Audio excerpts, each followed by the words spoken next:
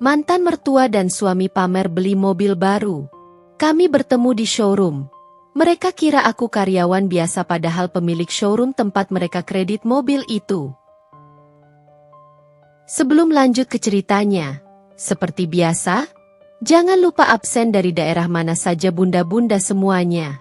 Agar tali silaturahmi kita makin erat.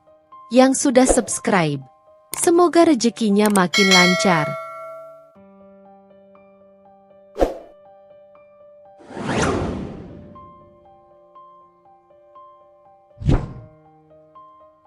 Senja selalu menjadi bagian favoritku di kantor.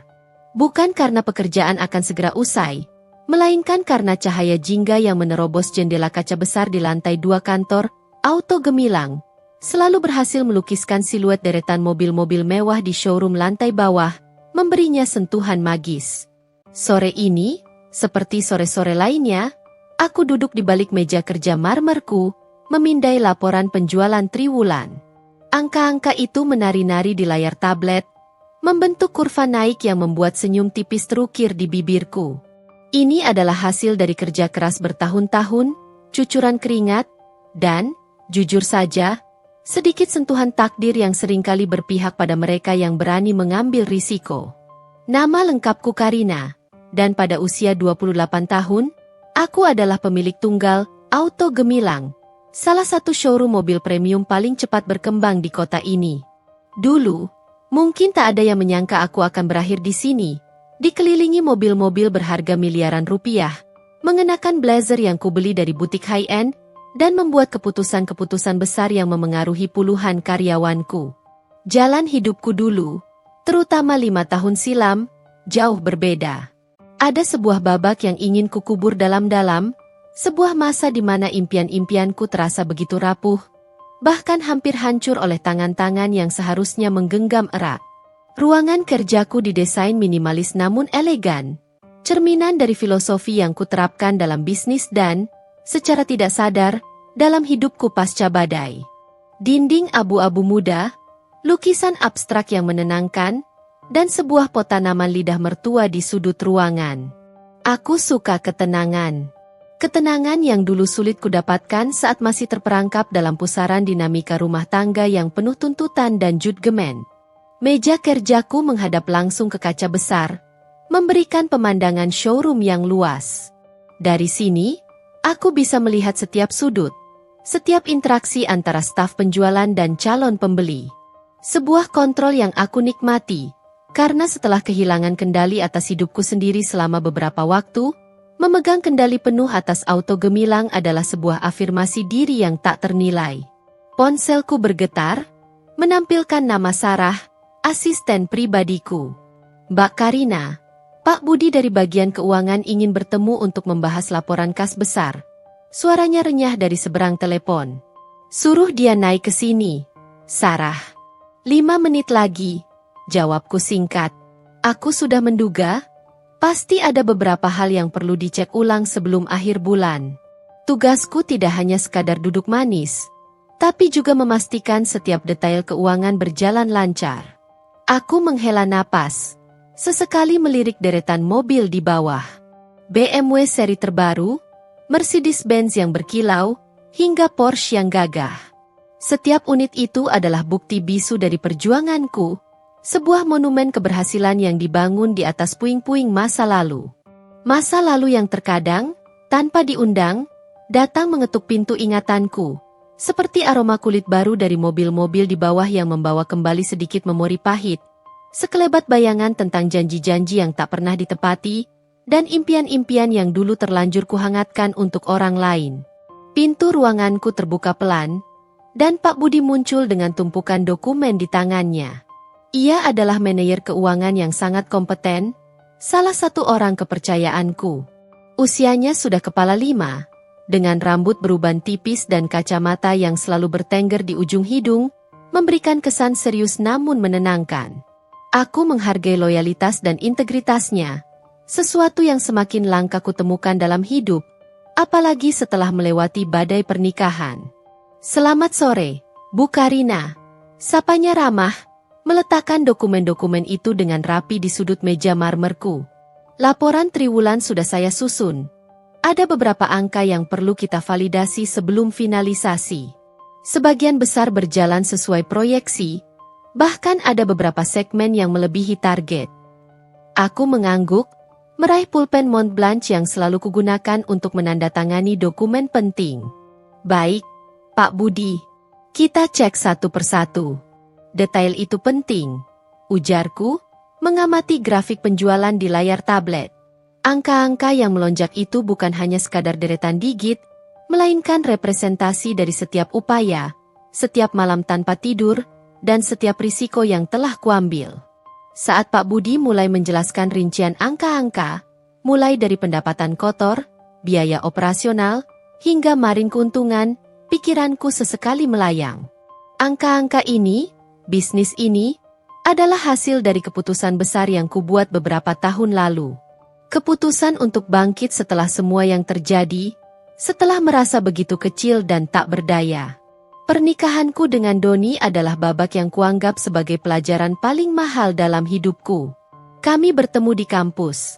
Doni adalah senior yang karismatik, dengan tawa renyah yang mudah menular, pintar bicara, dan selalu tampak penuh impian. Setidaknya, itulah yang kulihat waktu itu, melalui lensa cinta yang masih begitu naif. Aku, yang saat itu masih lugu dan idealis, dengan mudah jatuh hati pada sosoknya yang tampak begitu ambisius dan memiliki visi masa depan yang cerah. Doni selalu berbicara tentang mobil. Bukan hanya sekadar alat transportasi. Baginya mobil adalah simbol status, cerminan kesuksesan, dan tolok ukur harga diri seorang pria. Impian terbesarnya adalah memiliki SUV Eropa seri terbaru. Model yang bahkan saat itu sudah sangat mahal dan hanya bisa dijangkau oleh kalangan atas. Aku ingat betul, bagaimana setiap kali kami melewati showroom mobil mewah di jalan protokol, matanya akan berbinar penuh dambaan. Nanti, kalau kita sukses, kita harus punya yang seperti ini, Karina. Katanya, menggenggam tanganku erat, seolah menyalurkan seluruh ambisinya padaku. Bayangkan, kita jalan-jalan pakai mobil ini, semua orang pasti tahu kita sudah berhasil. Aku pun memegang janji itu, menjadikannya bagian dari impian bersama kami, sebuah gambaran masa depan yang indah dan penuh pencapaian.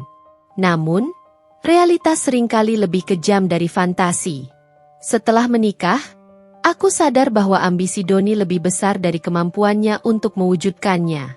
Ia sering berganti pekerjaan, hanya bertahan beberapa bulan di satu tempat sebelum beralasan tidak cocok dengan atasan, lingkungan kerja yang tidak mendukung, atau gaji yang tidak sepadan dengan potensinya.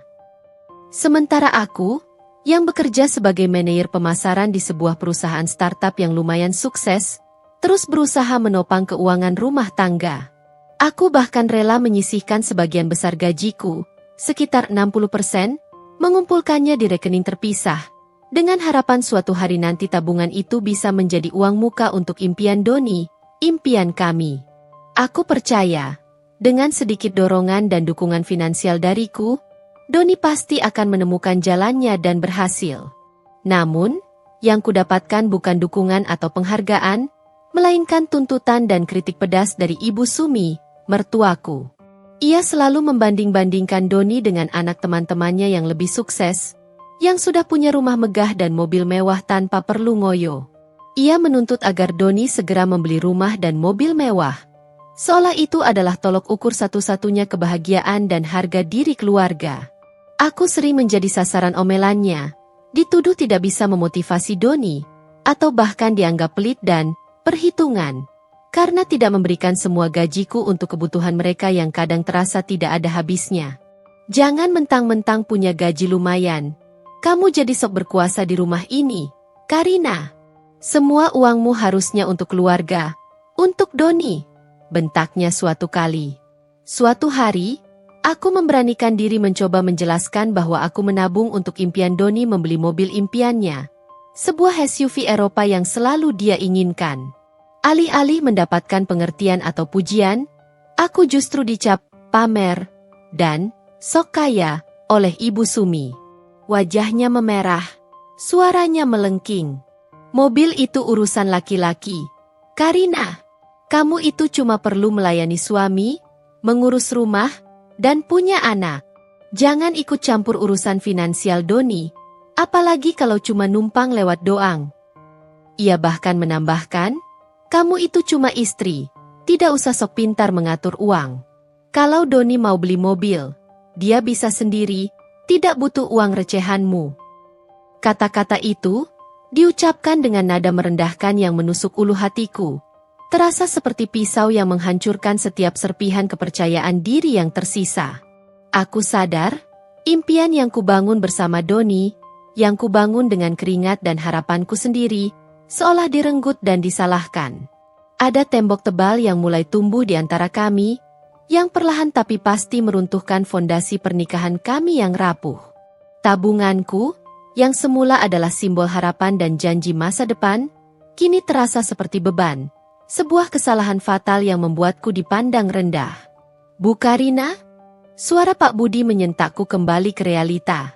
Ada yang tidak sesuai? Mungkin ada perhitungan yang terlewat? Aku tersenyum tipis, menggelengkan kepala, berusaha menyembunyikan kilat kesedihan yang baru saja melintas di mataku. Tidak, Pak Budi. Saya hanya melamun sebentar. Lanjutkan saja. Saya sudah siap. Aku kembali fokus pada angka-angka di hadapanku, mencoba mengubur kembali kilasan memori pahit itu dalam-dalam. Masa lalu adalah masa lalu, dan aku tidak akan membiarkannya mengganggu momentumku sekarang. Namun, kadang-kadang, bayangan dari impian yang terenggut itu masih saja muncul. Sebuah pengingat akan seberapa jauh aku telah melangkah dan seberapa banyak yang telah kukorbankan untuk mencapai titik ini. Pembahasan dengan Pak Budi selesai sekitar pukul 5 sore. Aku menandatangani beberapa dokumen penting, memberikan instruksi terakhir untuk laporan keuangan bulan ini, dan Pak Budi pamit undur diri dengan senyum hormat. Setelah ia pergi, aku membiarkan diriku bersandar di kursi kulit mewah, menikmati keheningan yang kini menjadi teman setiaku dan pemandangan kota yang mulai menyala di kejauhan. Lampu-lampu gedung tinggi berkelip satu persatu, menandakan bahwa hiruk-pikuk kehidupan malam baru saja dimulai. Ini adalah duniaku sekarang, dunia yang kubangun sendiri, sepotong demi sepotong, dari ketiadaan dan puing-puing masa lalu. Perceraianku dengan Doni adalah titik terendah sekaligus titik balik paling fundamental dalam hidupku. Setelah rentetan pertengkaran yang tak berujung, tekanan psikologis yang intens dari Ibu Sumi, dan rasa lelah yang menumpuk akibat mencoba mempertahankan sesuatu yang sudah jelas tidak ada harapan, aku akhirnya menyerah. Aku tidak bisa lagi menahan diri dari lingkungan yang begitu toksik, yang perlahan tapi pasti menggerogoti jiwaku. Doni, pada akhirnya, lebih memilih mendengarkan ibunya dan mengabaikan setiap usahaku, setiap air mata yang jatuh, dan setiap perasaanku. Kamu terlalu drama, Karina. Ibu hanya ingin yang terbaik untuk kita, katanya kala itu, dengan nada dingin yang menusuk, tanpa sedikit pun melihat bagaimana bumpalan di tenggorokanku atau bagaimana batin dan hatiku hancur berkeping-keping. Kata-kata itu, diucapkan dengan datar, adalah penanda akhir dari sebuah babak yang penuh harapan palsu dan ilusi kebahagiaan. Setelah resmi berpisah dan proses perceraian yang melelahkan selesai, aku memutuskan untuk pergi dari kota itu. Jauh. Sangat jauh dari bayangan mereka. Dari setiap jalan, setiap kafe, atau setiap sudut yang bisa membangkitkan kenangan pahit. Aku pindah ke kota ini, Jakarta. Sebuah kota metropolitan yang jauh lebih besar dan kejam, dengan denyut nadi yang tak pernah berhenti, namun juga menawarkan kesempatan yang lebih luas bagi siapapun yang berani mengambilnya. Aku mengandalkan tabunganku yang sudah lama kumpulkan, yang awalnya kuperuntukkan untuk mewujudkan impian Doni, impian kami. Uang itu kini kuambil kembali. Jumlahnya tidak sedikit, hasil dari pengetatan ikat pinggang, melewatkan banyak hiburan, dan kerja keras tanpa henti selama bertahun-tahun di perusahaan startup sebelumnya. Dengan modal itu, dan pengalaman di bidang pemasaran yang sudah kupupuk sejak kuliah, aku memutuskan untuk berani mengambil risiko, membangun bisnisku sendiri dari nol. Awalnya tidak mudah. Sama sekali tidak. Aku memulai dari sebuah ide yang sederhana, memanfaatkan jaringan relasi dan pengetahuanku yang cukup dalam tentang pasar mobil bekas premium. Aku memulai dengan menjual mobil secara daring, menggunakan platform media sosial seadanya, dan menumpang di bengkel kenalan untuk inspeksi detail dan perbaikan minor. Tidurku hanya beberapa jam sehari, seringkali hanya 4 atau 5 jam. Hampir setiap akhir pekan aku habiskan di pameran mobil kecil, berbaur dengan para penjual dan pembeli lain, membangun koneksi, dan mempelajari seluk-beluk bisnis ini dari nol.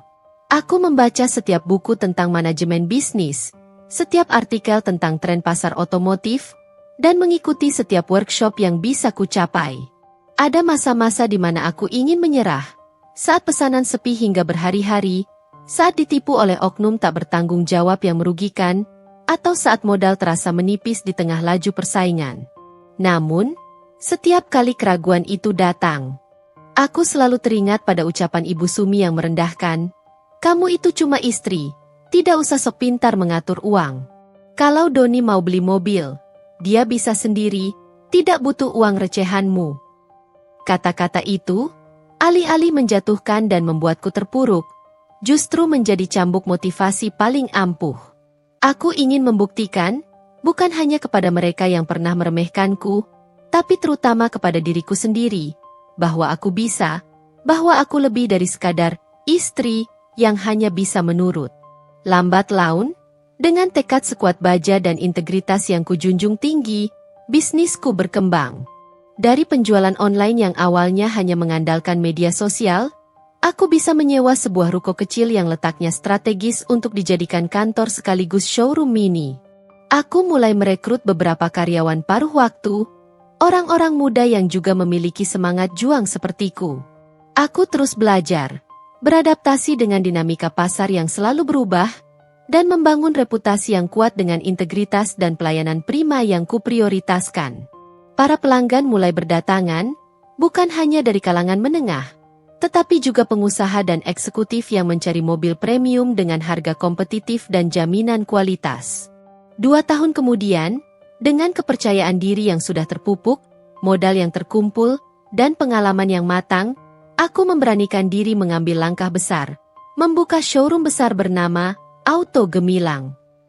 Lokasinya sangat strategis, di pusat kota, dengan desain modern dan fasilitas lengkap yang memungkinkan pelanggan melihat dan merasakan langsung kemewahan mobil-mobil yang kami tawarkan. Aku mendesain setiap sudutnya sendiri, mulai dari tata letak display mobil, area lounge pelanggan yang nyaman, hingga pemilihan warna cat dinding, memastikan setiap detail mencerminkan visi dan branding yang kuat tentang profesionalisme dan kemewahan. Aku merekrut tim terbaik, termasuk Pak Budi yang kukenal dari sebuah seminar keuangan, yang memiliki etos kerja dan kejujuran yang luar biasa. Auto Gemilang adalah segalanya bagiku, sebuah manifestasi nyata dari ketangguhan dan kebangkitan setelah badai. Aku menatap lampu-lampu kota yang bersinar, refleksi dari bintang-bintang yang kini menjadi takdirku sendiri. Sebuah takdir yang dulu nyaris redup, namun kini bersinar terang, jauh lebih terang dari yang pernah kubayangkan, dan aku tidak akan membiarkan siapapun meredupkannya lagi. Pukul 5:30 sore, showroom sudah mulai sepi, namun lampu-lampu utama masih menyala terang, memantulkan kilau sempurna dari setiap badi mobil. Para staf penjualan satu persatu berpamitan setelah menyelesaikan shift mereka. Wajah mereka terlihat lelah namun puas. Hanya tersisa beberapa orang dari tim administrasi di lantai atas dan keamanan di lobi. Aku masih di kantorku, menyelesaikan beberapa email penting yang harus segera terkirim dan mengecek pipeline penjualan untuk bulan depan sebelum memutuskan untuk pulang. Keheningan yang perlahan menggantikan keriuhan aktivitas siang hari seringkali menjadi momen favoritku untuk berpikir jernih, merencanakan strategi baru, dan sekadar menikmati hasil dari semua yang telah kubangun. Ada semacam kepuasan tersendiri melihat kesuksesan yang terhampar di bawah sana. Aku sedang mengecek jadwal presentasi mobil model baru yang akan datang dari distributor ketika interkom di mejaku berbunyi, mendadak memecah ketenangan. Suara Satpam Rudi, kepala keamanan showroom yang biasanya tenang dan serius, terdengar agak ragu-ragu dan sedikit tegang. "Bu Karina, maaf mengganggu waktu istirahat Ibu. Ada 2 orang pelanggan yang baru saja masuk." Sepertinya mereka cukup bersemangat, Bu. Mereka langsung menuju area premium. Lapornya. Alisku terangkat. Bersemangat? Jarang sekali ada pelanggan yang datang di jam seperti ini, saat showroom akan tutup, dan terdengar sangat bersemangat hingga Satpam Rudi pun merasa perlu melaporkannya secara khusus kepadaku. Biasanya, di jam-jam menjelang tutup, calon pembeli cenderung lebih santai, hanya ingin melihat-lihat, atau sekadar membandingkan harga. Baik, Rudi. Apakah mereka sudah dilayani oleh staf? Bukankah masih ada beberapa staf yang seharusnya standby? Tanyaku, mencoba memahami urgensinya. Belum, Bu. Sepertinya mereka langsung menuju ke area display SUV premium di bagian belakang, tidak terlalu peduli dengan sambutan staf kami.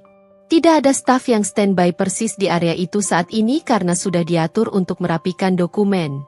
Mereka tampak sangat yakin dengan pilihan mereka, Bu. Seolah sudah tahu apa yang mereka inginkan, ada nada sedikit aneh dan geli di suaranya, seolah ia kesulitan menemukan kata yang tepat untuk menggambarkan kedua orang itu. Aku merasa ada sesuatu yang janggal. Meski sudah larut, Auto Gemilang selalu berusaha memberikan pelayanan terbaik, bahkan kepada pelanggan terakhir. Aku memutuskan untuk turun sendiri. Terkadang, sentuhan pribadi dari pemilik showroom bisa memberikan kesan lebih pada calon pembeli. Apalagi jika mereka tampak begitu serius dan antusias di jam yang tidak biasa. Aku berdiri dari kursi, merapikan blazer hitamku, dan meraih tablet yang selalu kubawa, berisi semua informasi teknis dan harga mobil. Aku ingin melihat apa yang membuat Satpam Rudi sampai harus meneleponku dengan ekspresi yang terdengar campur aduk. Begitu aku melangkah keluar dari lift dan menuruni tangga menuju lantai showroom utama, aroma kulit jok baru yang khas dan kiloket mobil yang sempurna langsung membanjiri indraku. Lampu showroom yang terang benderang memantulkan cahaya pada setiap detail kendaraan, menciptakan aura kemewahan yang selalu kuimpikan. Dari kejauhan, di area display SUV mewah yang paling eksklusif, aku melihat dua siluet yang sedang berdiri di samping sebuah SUV Eropa terbaru berwarna hitam metalik, model paling laris dan berharga di showroom kami. Postur tubuh mereka, cara mereka berinteraksi dengan mobil itu, bahkan gaya bicara mereka yang terdengar samar-samar, semuanya terasa begitu familiar, terlalu familiar. Jantungku berdebar tak karuan. Bukan karena kelelahan setelah seharian bekerja, melainkan karena sebuah firasat dingin yang tiba-tiba menyergap seluruh tubuhku. Firasat yang mencoba memberiku peringatan, namun tak bisa kuabaikan. Aku mempercepat langkah, ingin memastikan siapa dua orang yang begitu bersemangat di penghujung hari ini, di tempat yang sangat personal bagiku. Semakin dekat aku melangkah, semakin jelas siluet itu membentuk sosok-sosok yang telah lama kuhindari, sosok-sosok yang telah kuusir dari kehidupanku dengan segala upaya. Saat jarakku sudah cukup dekat, di bawah cahaya terang lampu sorot yang memantulkan kilau mobil hitam metalik itu, aku melihat mereka. Mereka adalah Doni, mantan suamiku, dan Ibu Sumi, mantan mertuaku. Wajah mereka berseri-seri. Mereka berdua tampak begitu ceria, tertawa-tawa, dan sesekali Doni menepuk kap mobil dengan ekspresi bangga yang berlebihan. Ibu Sumi bahkan membusungkan dadanya, menunjuk-nunjuk mobil itu dengan jari telunjuknya seolah baru saja memenangkan lotre terbesar dalam hidup mereka, atau mungkin seolah mereka yang akan membeli seluruh showroom ini. Aku terkesiap, langkahku terhenti mendadak. Dunia terasa berputar sesaat, seolah gravitasi menghilang dari kakiku. Ini pertama kalinya kami bertemu secara langsung setelah perceraian yang penuh drama setahun lalu. Dan ironisnya, pertemuan ini terjadi di tempatku sendiri, di showroom yang kubangun dengan tetesan air mata, keringat, dan perjuangan panjang. Sebuah showroom yang adalah simbol kebangkitanku dari keterpurukan yang mereka sebabkan. Aku mencoba menghindar, naluriku berteriak untuk berbalik dan kembali ke kantorku, bersembunyi di balik tumpukan brosur atau rak pajangan aksesoris mobil. Aku ingin menghindari tatapan mereka, percakapan yang mungkin akan canggung, atau bahkan serangan verbal dari Ibu Sumi. Tapi sudah terlambat. Mbak yang pakai blazer, tolong sini sebentar. Suara melengking Ibu Sumi tiba-tiba memanggil, nadanya penuh otoritas yang tak asing lagi di telingaku, namun kini terasa begitu absurd. Ia melambaikan tangannya ke arahku, seolah aku adalah pelayan yang harus segera menghampirinya, tanpa keraguan sedikit pun. Aku membeku di tempat, berusaha menetralkan ekspresi wajahku. Mbak? Ya Tuhan, sepertinya mereka benar-benar tidak mengenaliku. Doni pun menoleh, menatapku sekilas tanpa ekspresi, seolah aku adalah orang asing yang lewat begitu saja. Rupanya penampilanku yang sekarang, jauh lebih profesional dengan blazer yang pas badan, rambut yang tertata rapi, riasan wajah yang lebih matang, dan mungkin sedikit perubahan bentuk tubuh yang lebih ramping setelah fokus pada pekerjaan dan menjaga kesehatan, membuat mereka sama sekali tidak mengenali sosokku yang dulu mereka rendahkan dan tinggalkan. Mereka benar-benar tidak menyadari bahwa aku, Karina, mantan menantu dan mantan istri yang mereka anggap tidak becus, tidak punya masa depan, adalah pemilik dari showroom tempat mereka sekarang berdiri dengan bangga, memamerkan kesuksesan mereka. Darahku mendidih. Namun aku harus tetap tenang. Ini adalah wilayahku. Dengan senyum profesional yang kuusahakan setenang mungkin, aku menghampiri mereka. Setiap langkah terasa berat, seolah sepatu heelsku menembus lantai marmer yang dingin. Darahku berdesir, antara amarah yang membara dan geli yang tak tertahankan melihat betapa tak menyadari dan sombongnya mereka. Aku tahu betul bagaimana Ibu Sumi akan bereaksi jika tahu aku ada di sini. Apalagi sebagai pemilik showroom ini. Tapi aku harus tetap tenang, membiarkan profesionalitas menjadi topeng terbaikku. Ini adalah showroomku, wilayahku, dan aku tidak akan membiarkan emosi menguasai diri. Selamat sore, ada yang bisa saya bantu, Bapak dan Ibu? Ujarku, nadaku datar namun sopan, persis seperti yang diajarkan dalam setiap pelatihan pelayanan pelanggan berstandar tinggi. Aku bahkan sedikit menundukkan kepala, gestur yang sering kulakukan kepada para pelanggan VVIP sebagai tanda hormat. Doni mengangkat pandangannya dari layar ponselnya, tatapannya menyapu wajahku sekilas tanpa ada sedikit pun kilas pengenalan atau ingatan. Ia hanya mengangguk kecil, seolah aku hanyalah bayangan yang lewat, lalu kembali fokus pada ponselnya, jari-jarinya asyik menggulirkan layar. Ibu Sumi, di sisi lain, langsung menyambutku dengan tatapan menyelidik dari atas ke bawah, seolah menilaiku seperti barang dagangan yang dipajang. Ini, Mbak, kami mau bayar lunas mobil ini. Ibu Sumi memulai, suaranya melengking penuh kemenangan, memotong udara dengan nada bangga yang berlebihan. Ia menepuk-nepuk kap SUV hitam yang berkilau di sampingnya dengan telapak tangan, seolah ingin memastikan aku tahu bahwa mobil itu milik mereka. Mahal loh, Mbak, ini mobil impian Doni dari dulu. Syukur deh, akhirnya bisa kebeli. Ia melirik Doni dengan bangga, senyum lebar terukir di bibirnya yang dipoles lipstik merah menyala, seolah ini adalah prestasi akbar yang patut dirayakan, dan ia adalah dalang di balik semua itu.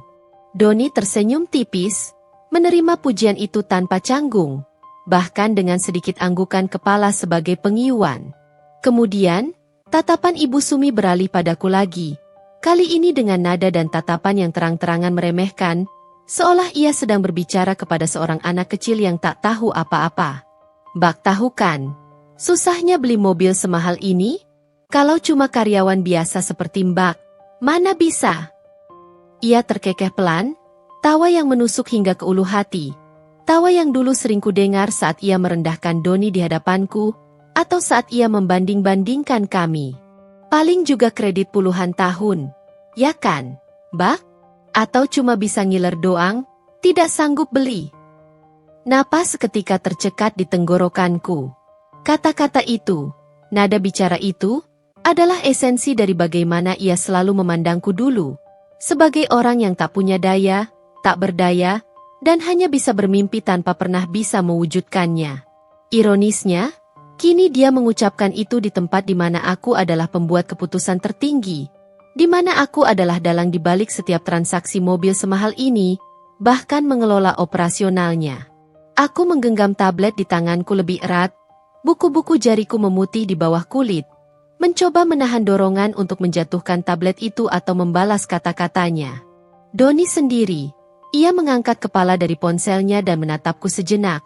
Ekspresinya masih datar, seolah kata-kata ibunya itu adalah hal yang wajar dan tak perlu dipersoalkan. Dia bahkan sedikit menyeringai, sebuah seringai kecil yang dulu pernah membuatku merasa dicintai. Namun kini hanya menyisakan rasa jijik dan penyesalan mendalam. Iya, Mbak. Ini hasil kerja keras saya, Doni menambahkan, seolah mengamini ucapan ibunya, sedikit membusungkan dada dan menegakkan bahu, seolah ingin menegaskan dominasinya. Dulu saya cuma bisa mimpi punya mobil semewah ini, sekarang bisa langsung bayar cash. Ada penekanan berlebihan pada kata cash, seolah itu adalah sebuah deklarasi yang ingin mereka pastikan aku dengar, sebuah pukulan telak yang sengaja dilayangkan. Hatiku mencelos. Dingin. Dulu, saat masih jadi istrinya, aku yang selalu mendukungnya. Bahkan menyisihkan sebagian gajiku untuk impiannya ini. Aku ingat bagaimana aku pernah tidur larut malam, menghitung tabungan di buku kecil, berharap bisa membantu Doni mewujudkan impiannya untuk membeli mobil mewah ini. Aku bahkan pernah membayangkan kami akan berkendara bersama, merayakan pencapaian itu. Namun sekarang, ia berdiri di hadapanku, di showroom milikku, memamerkan kesuksesan yang sepenuhnya ia klaim sebagai miliknya, seolah aku tidak pernah ada dalam perjalanannya. Seolah aku adalah bagian yang harus dihapus dari narasinya. Aku mengambil napas dalam, berusaha membasahi tenggorokanku yang kering dan menenangkan detak jantungku yang berpacu. Oh ya? Selamat kalau begitu, Bapak. Ujarku datar, dengan senyum yang tetap tak bergeming, mencoba menahan gejolak emosi yang bergejolak di dalam. Aku tidak ingin membiarkan mereka melihat sedikit pun keretakanku. Saya turut senang atas pencapaian Bapak. Aku lalu beralih ke Ibu Sumi. Jadi, Bapak dan Ibu, apakah mau langsung pelunasan atau ada yang perlu dibantu untuk proses administrasi lebih lanjut? Mungkin ada pertanyaan tentang garansi atau asuransi. Ibu Sumi kembali membusungkan dadanya. Lebih tinggi dari sebelumnya, matanya berbinar penuh kebanggaan. Langsung lunas. Mbak, kami cash keras. Tidak mau pakai kredit-kreditan. Jangan dikira kami tidak mampu ya. Atau kami datang ke sini cuma mau nyicil. Kami datang ke sini bukan untuk lihat-lihat atau cuma ngiler kayak orang kebanyakan. Kami memang niat beli. Ia menatapku dengan tatapan meremehkan yang semakin intens, seolah aku adalah perwakilan dari institusi keuangan yang akan meragukan kemampuan finansial mereka, dan ia harus membuktikan diri. Aku hanya mengangguk pelan, tetap mempertahankan senyum tipisku yang terasa kaku. Baik, Bu. Saya mengerti sepenuhnya. Untuk proses pelunasan, Bapak dan Ibu bisa ikut saya ke ruang administrasi. Dokumen-dokumen kendaraan akan segera kami siapkan dan Bapak bisa langsung membawa mobil ini pulang. Aku memimpin jalan, memilih koridor yang akan melewati kantor Pak Budi, manajer keuanganku. Sudah saatnya drama ini mencapai puncaknya, dan aku tahu persis bagaimana cara yang elegan untuk melakukannya, tanpa perlu mengucapkan sepatah kata pun. Mereka mengikutiku, langkah mereka masih terdengar angkuh. Seolah mereka adalah raja dan ratu yang sedang masuk ke dalam istana mereka sendiri, tanpa menyadari bahwa istana itu adalah kerajaanku. Aku berjalan di depan mereka, memimpin langkah menuju ruang administrasi yang letaknya di sisi belakang showroom, dekat dengan kantor para manajer dan holding room untuk rapat internal. Setiap langkah yang kuambil terasa seperti detak jarum jam yang mendekati momen kebenaran yang tak terelakkan. Aku bisa merasakan tatapan Ibu Sumi di punggungku, masih dengan pandangan meremehkan seorang karyawan yang tak penting. Doni hanya mengikuti, pandangannya sesekali menyapu deretan mobil-mobil sport yang gagah di sepanjang lorong, sibuk dalam euforia kesuksesan yang ia klaim sepenuhnya miliknya. Ia bahkan tidak repot-repot melirikku, seolah aku hanyalah pemandu jalan tak berarti. Lorong menuju ruang administrasi itu didesain dengan sengaja. Di salah satu sisinya, dindingnya terbuat dari kaca tembus pandang, memperlihatkan beberapa ruang kerja staf administrasi yang sibuk dan, yang terpenting, kantor Pak Budi, manajer keuangan. Aku sengaja memilih rute ini. Ini adalah bagian dari rencanaku. Sebuah skenario yang sudah terlintas di benakku sejak Ibu Sumi memanggilku dengan nada "Mbak-mbak Blazer" yang penuh condescending. Aku ingin mereka melihat dengan mata kepala sendiri, siapa aku sebenarnya. Bukan karena aku ingin pamer atau balas dendam dengan cara yang kasar, tapi karena aku ingin mereka merasakan apa yang kurasakan dulu. Rasa diremehkan, rasa tak terlihat, dan rasa keadilan yang, meski terlambat, akhirnya datang. Aku ingin mereka sadar bahwa roda kehidupan berputar, dan terkadang, yang di atas bisa berada di bawah, dan sebaliknya. Saat kami mendekati kantor Pak Budi, kulihat ia sedang berbicara serius dengan salah satu stafnya. Kepalanya sedikit menunduk fokus pada lembar-lembar dokumen yang penuh angka. Doni dan Ibu Sumi masih berjalan di belakangku. Langkah mereka masih gagah dan penuh percaya diri. Doni bahkan sempat bersiul pelan. Nada riang yang menunjukkan betapa gembiranya ia dengan prospek mobil barunya. Ibu Sumi sendiri sesekali melirik deretan piagam penghargaan dan sertifikat kualitas yang terpampang rapi di dinding lorong. Piagam-piagam yang sebagian besar adalah pencapaian, auto gemilang, di bawah kepemimpinanku selama 2 tahun terakhir. Tentu saja, mereka tidak akan pernah tahu siapa dalang di balik semua itu. Siapa yang bekerja keras siang dan malam untuk mencapai semua itu. Aku sengaja melambatkan langkahku, mengatur napas, dan berdiri tepat di depan pintu kantor Pak Budi yang sedikit terbuka. Pak Budi, yang merasakan kehadiran kami di luar, mengangkat kepalanya. Matanya langsung bertemu pandang denganku, dan seketika ekspresinya berubah drastis. Dari ekspresi serius saat bekerja, menjadi senyum hangat yang profesional, diikuti dengan anggukan kepala hormat yang tak salah lagi. Ia tahu aku adalah bosnya, pemilik dari semua ini, orang yang memberinya kepercayaan penuh. "Selamat sore, Bu Pemilik." Sapanya ramah, suaranya cukup jelas dan lantang terdengar di keheningan lorong, memecah kesunyian yang mencekam. Ia bahkan sedikit membungkukkan badannya. Gestur hormat yang biasa ia berikan padaku, terutama jika ada klien penting di dekat kami sebagai bentuk respek dan pengakuan.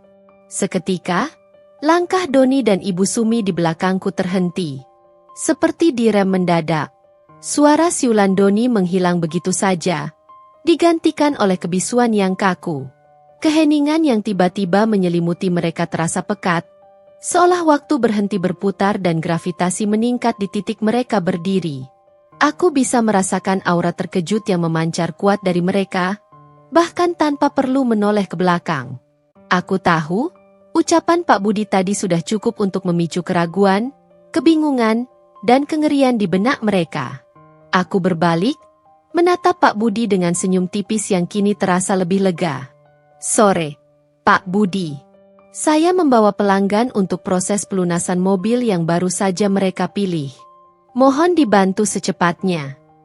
Aku menunjuk ke arah Doni dan Ibu Sumi dengan isyarat mata, ekspresiku tenang, tanpa sedikit pun emosi. Doni dan Ibu Sumi saling pandang, seperti dua patung yang baru saja dihidupkan. Mata mereka membulat sempurna, mulut mereka sedikit terbuka dalam ekspresi tak percaya. Ada kilatan kebingungan dan ketakutan yang jelas di mata Ibu Sumi, seolah ia sedang memproses informasi yang baru saja ia dengar, informasi yang sama sekali tidak sesuai dengan narasi yang ia bangun. Doni menatapku lagi, kali ini bukan sekadar tatapan sekilas tanpa arti, melainkan tatapan yang penuh pertanyaan, mencari-cari jawaban di wajahku, berusaha mengenali garis-garis wajah yang dulunya sangat ia kenal. Ada sedikit kerutan dalam lidahinya, seolah mencoba mengingat sesuatu yang sangat samar, sesuatu yang sudah ia kubur dalam-dalam. Bu Pemilik." Ibu Sumi terbata, suaranya kini tidak lagi melengking angkuh, melainkan penuh keraguan, bahkan sedikit bergetar. Ia menunjuk ke arahku, lalu ke arah Doni, lalu kembali ke arahku. "Maaf, ini ada salah paham ya, Mbak? Kalian kok bisa?" Aku tersenyum. Senyum yang kali ini lebih dari sekadar profesional. Itu adalah senyum yang mengandung sedikit schadenfreude yang tak bisa kutolak. Rasa senang melihat kemalangan orang lain, yang dalam kasus ini, adalah orang-orang yang pernah melukaiku begitu dalam. Aku menatap lurus ke mata Ibu Sumi yang kini penuh kecemasan. Lalu beralih ke Doni yang masih mematung. Ekspresinya antara syok dan rasa bersalah yang baru muncul. Iya, Bu, ujarku. Nadaku kini lebih santai, tapi tetap menjaga otoritas yang jelas. Selamat datang di Auto Gemilang. Senang sekali Anda dan Doni memilih showroom saya untuk membeli mobil impian. Aku menekankan kata, showroom saya, dengan sangat jelas. Memastikan setiap suku kata terdengar tanpa keraguan. Menancap ke telinga mereka seperti paku. Wajah Ibu Sumi yang tadinya memerah karena amarah dan kebanggaan, kini pucat pasi, seolah seluruh darahnya telah mengering. Doni menelan ludah keras-keras, pandangannya berkeliling, seolah baru pertama kali ia benar-benar melihat showroom ini, detail-detailnya, kemewahannya, dan menyadari bahwa ini semua adalah hasil dari orang yang pernah ia buang. Keangkuhan yang tadi mereka pamerkan mendadak lenyap begitu saja, tergantikan oleh ekspresi keterkejutan dan rasa malu yang tak bisa mereka sembunyikan. Dan aku, di sana, di tengah-tengah showroom milikku sendiri, menikmati momen di mana kebenaran terungkap dengan sendirinya, tanpa perlu kata-kata yang rumit atau penjelasan panjang. Hanya keheningan yang memekakkan telinga mereka. Doni dan Ibu Sumi terpaku di tempat, seolah baru saja disambar petir di siang bolong. Wajah Ibu Sumi yang tadinya merah padam karena amarah dan kebanggaan berlebihan kini berubah menjadi pucat pasi, seolah seluruh darahnya telah mengering. Matanya membulat sempurna, menatapku dengan keterkejutan yang nyata, tak percaya dengan apa yang baru saja didengarnya dari ucapan Pak Budi dan dilihatnya di hadapannya. Bola matanya bergerak-gerak liar, dari diriku, ke Pak Budi yang masih berdiri dengan hormat. Lalu kembali ke arahku seolah mencari-cari konfirmasi bahwa ini semua hanyalah mimpi buruk atau lelucon keji. Doni, di sisi lain, lebih menunjukkan ekspresi syok yang bercampur dengan rasa malu dan sedikit penyesalan yang baru muncul di permukaan. Rahangnya sedikit mengendur, dan tatapannya yang tadi datar kini dipenuhi keraguan dan kebingungan. Ia mencoba berbicara, namun hanya gumaman tak jelas yang keluar dari bibir pucatnya, seolah pita suaranya tiba-tiba lumpuh. Ia seperti melihat hantu, sesosok masa lalu yang ia buang kini berdiri di hadapannya, jauh lebih kuat dan berkuasa dari yang ia bayangkan. Ia menelan ludah keras-keras, suaranya terdengar jelas dan parau di keheningan yang tiba-tiba melanda lorong itu. Ini tidak mungkin. Ibu Sumi akhirnya berhasil mengeluarkan suara, meski bergetar hebat. Ia menunjuk ke arahku dengan jari telunjuknya yang gemetar, seolah ingin meyakinkan dirinya sendiri atau Doni bahwa ini adalah halusinasi yang tak masuk akal. Karina? Pemilik showroom ini? Tidak mungkin. Bagaimana bisa?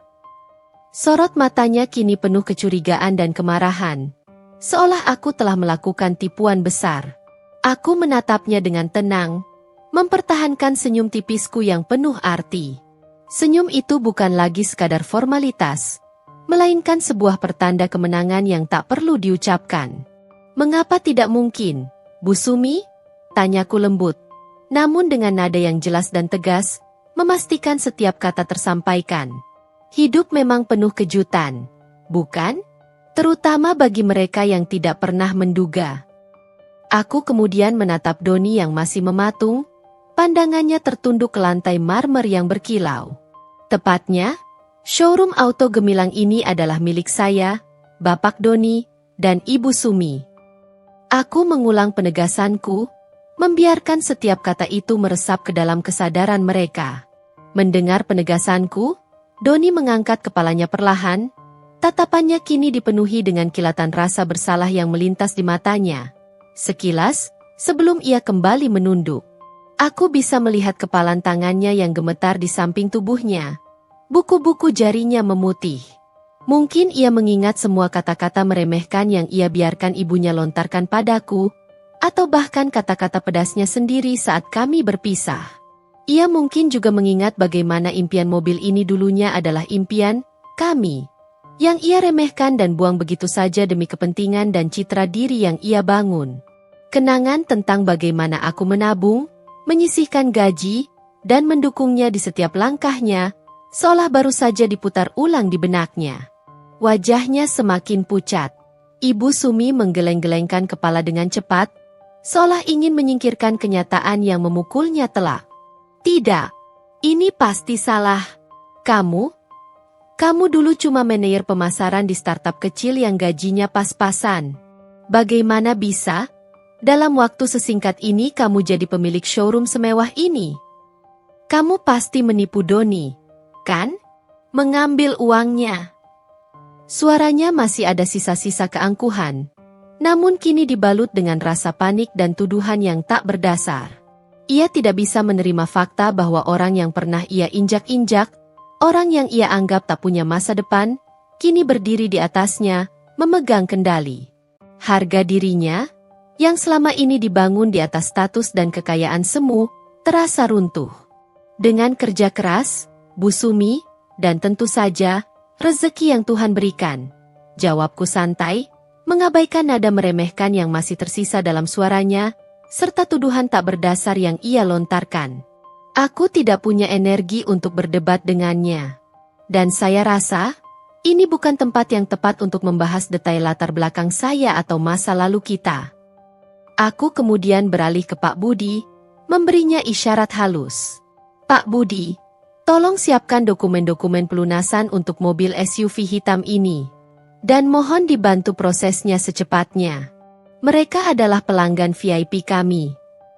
Pak Budi mengangguk sigap, dengan senyum tipis yang penuh makna. Siap, Bu Karina. Langsung saya siapkan. Mari, Bapak dan Ibu, silakan duduk di ruang tunggu administrasi sebentar. Kami akan segera memproses pelunasan Anda. Ia melirik sekilas ke arah Doni dan Ibu Sumi, ekspresinya sulit ditebak. Namun ada sedikit kilatan kepuasan samar di matanya, seolah ia juga menikmati momen ini. Ia lalu masuk ke kantornya untuk mengambil berkas-berkas yang diperlukan. Doni dan Ibu Sumi masih berdiri di sana, seperti terpaku.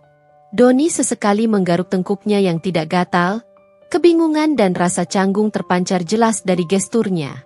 Ia tampak ingin mengatakan sesuatu, namun kata-kata itu tak kunjung keluar. Ibu Sumi, ia memalingkan wajah, tidak lagi berani menatapku langsung. Keangkuhan yang tadi mereka pamerkan di tengah showroom kini hancur berkeping-keping, digantikan oleh realitas pahit yang memukul mereka telak. Mereka datang untuk memamerkan kesuksesan, namun justru menemukan diri mereka berada di hadapan simbol kesuksesan yang pernah mereka remehkan dan tinggalkan. Sebuah ironi yang sempurna. Pak Budi muncul kembali dari kantornya, membawa map berisi formulir dan dokumen yang diperlukan untuk proses pelunasan mobil. Di tangannya yang lain, ia memegang sebuah pulpen eksklusif dan sebuah buku catatan kecil. Ia melihat ke arah Doni dan Ibu Sumi yang masih berdiri kaku di tengah lorong, seolah akar tumbuh dari kaki mereka, enggan bergerak. Mari, Bapak, Ibu, silakan duduk di ruang tunggu administrasi kami yang nyaman. Saya akan siapkan semua berkasnya dan nanti ada beberapa dokumen yang perlu Bapak dan Ibu tanda tangani, kata Pak Budi dengan suara ramah namun tegas, tangannya mengisyaratkan mereka untuk bergerak dan mengikuti. Nada bicaranya menunjukkan bahwa ia sepenuhnya memahami situasi yang terjadi, dan memberikan dukungan penuh kepadaku tanpa perlu sepatah kata pun dariku. Doni melirik arahku, tatapannya meminta izin, atau mungkin hanya mencari petunjuk tentang apa yang harus ia lakukan. Aku hanya mengangguk tipis, sebuah gestur kecil yang mendorong mereka untuk mengikuti Pak Budi. Dengan enggan, Ibu Sumi bergerak lebih dulu. Langkahnya kini terasa berat, tidak lagi sombong atau gagah seperti beberapa menit yang lalu. Aura percaya dirinya lenyap di telan realitas. Doni mengikutinya, dengan kepala sedikit menunduk, seperti seorang anak kecil yang baru saja tertangkap basah melakukan kesalahan. Ruang tunggu administrasi kami didesain dengan saksama.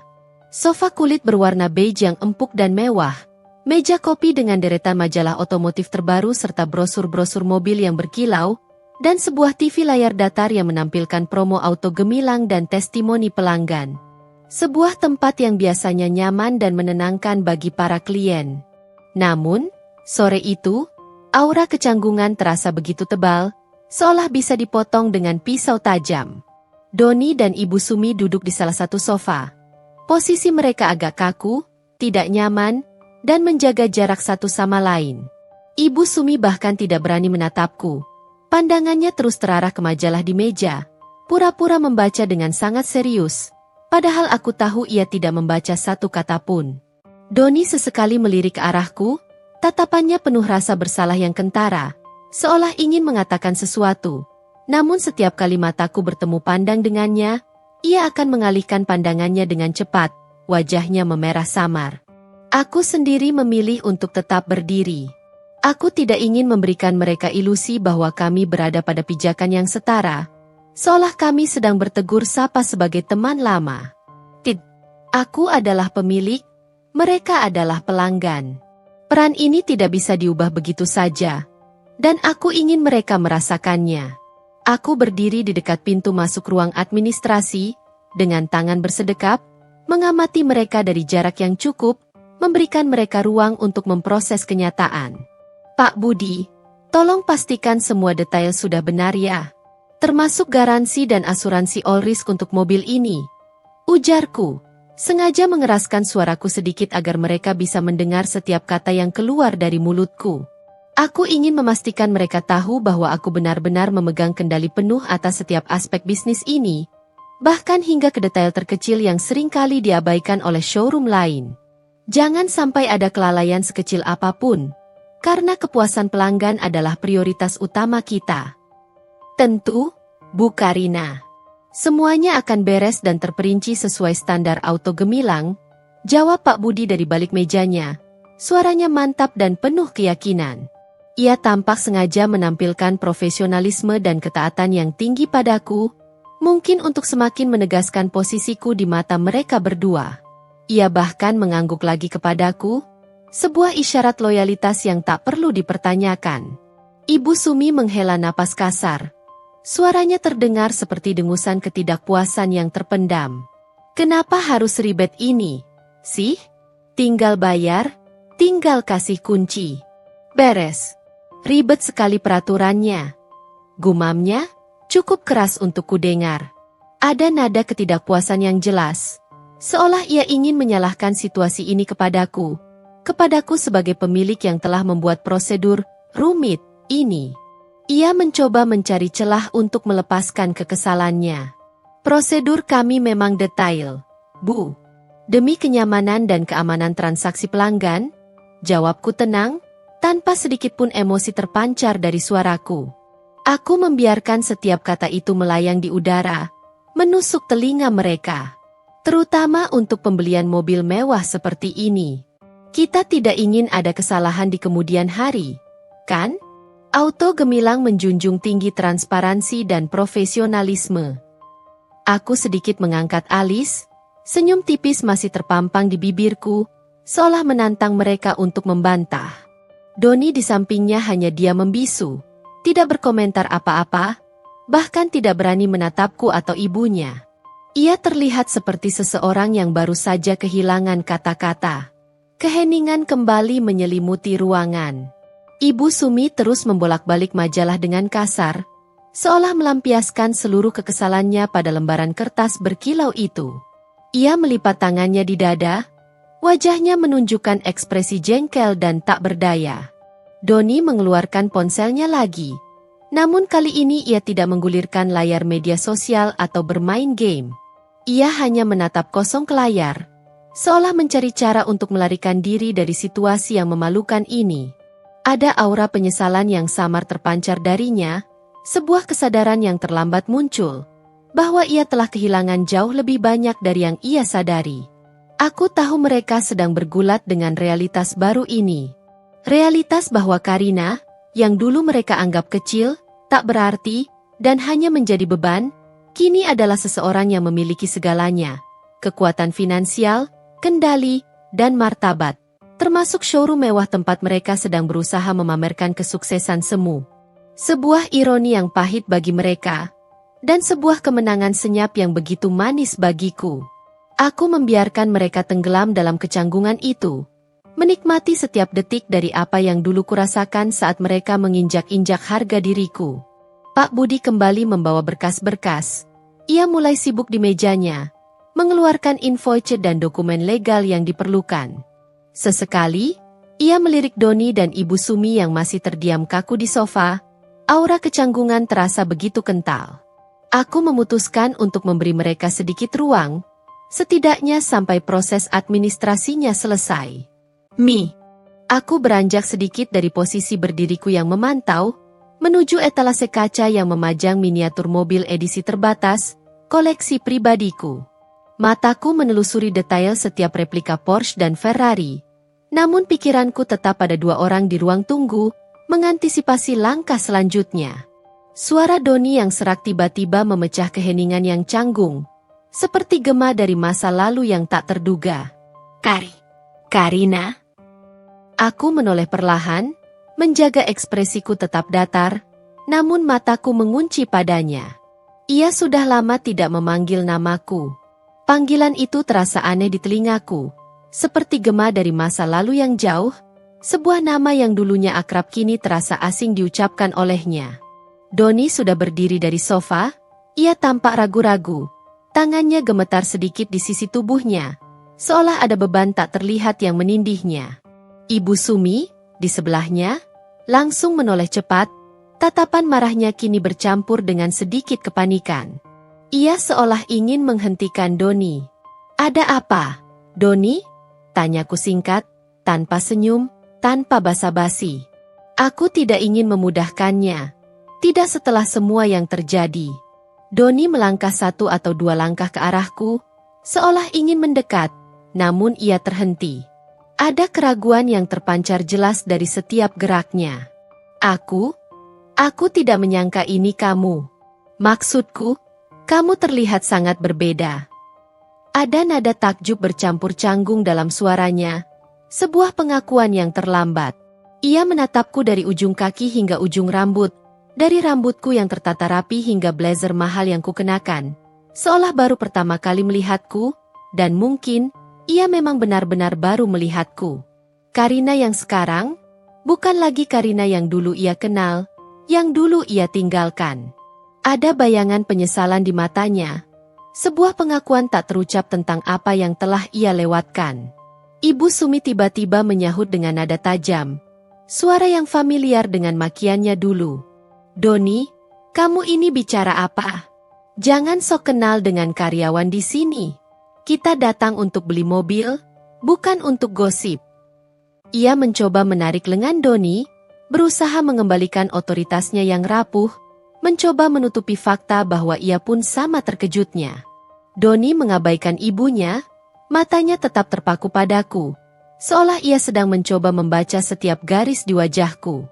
Kamu benar-benar pemiliknya. Ia menatap sekeliling showroom yang luas, menelusuri setiap sudutnya yang mewah, lalu kembali ke arahku, seolah baru menyadari skala kesuksesan yang terhampar di hadapannya. Ada kilatan penyesalan yang jelas di matanya, sebuah kesadaran pahit. Aku ingat dulu kamu punya impian ingin bisnis, ingin mandiri, tapi ini jauh di luar dugaanku. Kata-katanya, meski mencoba terdengar netral, mengusik kenangan lama yang telah kusegel rapat. Kenangan tentang bagaimana impian itu dulu sering ia remehkan. Bagaimana ia bilang aku terlalu ambisius untuk seorang wanita, atau sebaiknya fokus saja mengurus rumah. Aku mengingat perjuangan tak terlihat yang kulalui sendirian. Setelah ia memilih meninggalkanku dan membiarkan kata-kata ibunya menghujam hatiku. Malam-malam tanpa tidur, air mata yang membasahi bantal, setiap penolakan dan kegagalan di awal. Iya, Doni, ini yang kubangun. Sendiri, jawabku lugas, sengaja memberikan penekanan pada kata sendiri. Aku tidak bisa menahan diri untuk tidak membiarkan sedikit kepedihan dan kebanggaan bercampur dalam nada suaraku. Aku rasa kita tidak perlu membahas masa lalu. Kita di sini untuk transaksi mobil. Pak Budi sedang menyiapkan berkas-berkasnya. Aku mencoba mengakhiri percakapan yang mulai mengarah ke ranah personal, sesuatu yang tidak ingin ku perpanjang. Namun, Doni seolah tidak mendengarku. Ia menatapku lagi, kali ini dengan tatapan yang lebih dalam. Aku tidak tahu kamu punya kemampuan sebesar ini, Karina. Kalau saja dulu. Ia menggantung kalimatnya, tidak menyelesaikan. Tapi aku tahu apa yang ingin ia katakan. Kalau saja dulu aku tahu kamu akan sesukses ini, mungkin aku tidak akan melepaskanmu. Sebuah penyesalan yang terlambat, sebuah pengakuan yang terasa seperti pukulan telak baginya. Cukup, Doni. Ibu Sumi membentak. Kali ini benar-benar menarik lengan Doni dengan kuat. Wajahnya merah padam, bukan lagi karena amarah kepadaku, tapi karena malu melihat putranya seolah merengek di hadapanku, menunjukkan kerentanannya. Kita datang untuk beli mobil, bukan untuk nostalgia yang tidak berguna. Ayo cepat selesaikan pembayaran dan kita pergi dari sini. Ia memelototiku seolah aku penyebab semua rasa malunya. Aku melihat interaksi mereka, senyum tipis kembali merekah di bibirku. Inilah yang kuinginkan, bukan balas dendam yang merusak atau pertengkaran yang tak berarti, melainkan sebuah realitas yang tak terbantahkan. Mereka, yang dulu menganggapku tak berdaya, tak punya masa depan, kini harus berhadapan dengan kenyataan bahwa aku adalah penguasa di istana impian mereka. Dan harga dirinya, yang selama ini dibangun di atas pondasi yang rapuh dan ilusi kesuksesan, perlahan runtuh di hadapanku. Aku membiarkan mereka tenggelam dalam penyesalan dan kecanggungan mereka sendiri. Situasi di ruang tunggu administrasi menjadi semakin tegang, diselimuti oleh keheningan memekakkan telinga. Ibu Sumi terus memelototi Doni. Sorot matanya seolah ingin melubangi kepala putranya itu. Sementara Doni masih berdiri kaku di hadapanku, dengan ekspresi campur aduk antara penyesalan, malu, dan ketidakberdayaan yang terpampang jelas. Aku tetap tenang, mengamati mereka dari balik etalase, membiarkan keheningan berbicara, seolah sedang menonton pertunjukan drama yang sangat kulupakan skenarionya. Pak Budi, yang sejak tadi sibuk di mejanya, memasukkan data ke komputer dan menyiapkan invoice, kini mengangkat kepala. Ia memegang selembar kertas invoice yang sudah tercetak dan sebuah terminal pembayaran digital. Ia menatapku sejenak, menerima isyarat mataku, lalu beralih ke arah Doni dan Ibu Sumi. Ada senyum tipis yang penuh makna di bibirnya, senyum yang menunjukkan bahwa ia tahu persis apa yang sedang terjadi, dan ia siap untuk memainkan perannya, sebuah peran yang telah kubisikkan padanya sesaat sebelum kami keluar dari lorong tadi. Permisi, Bapak dan Ibu.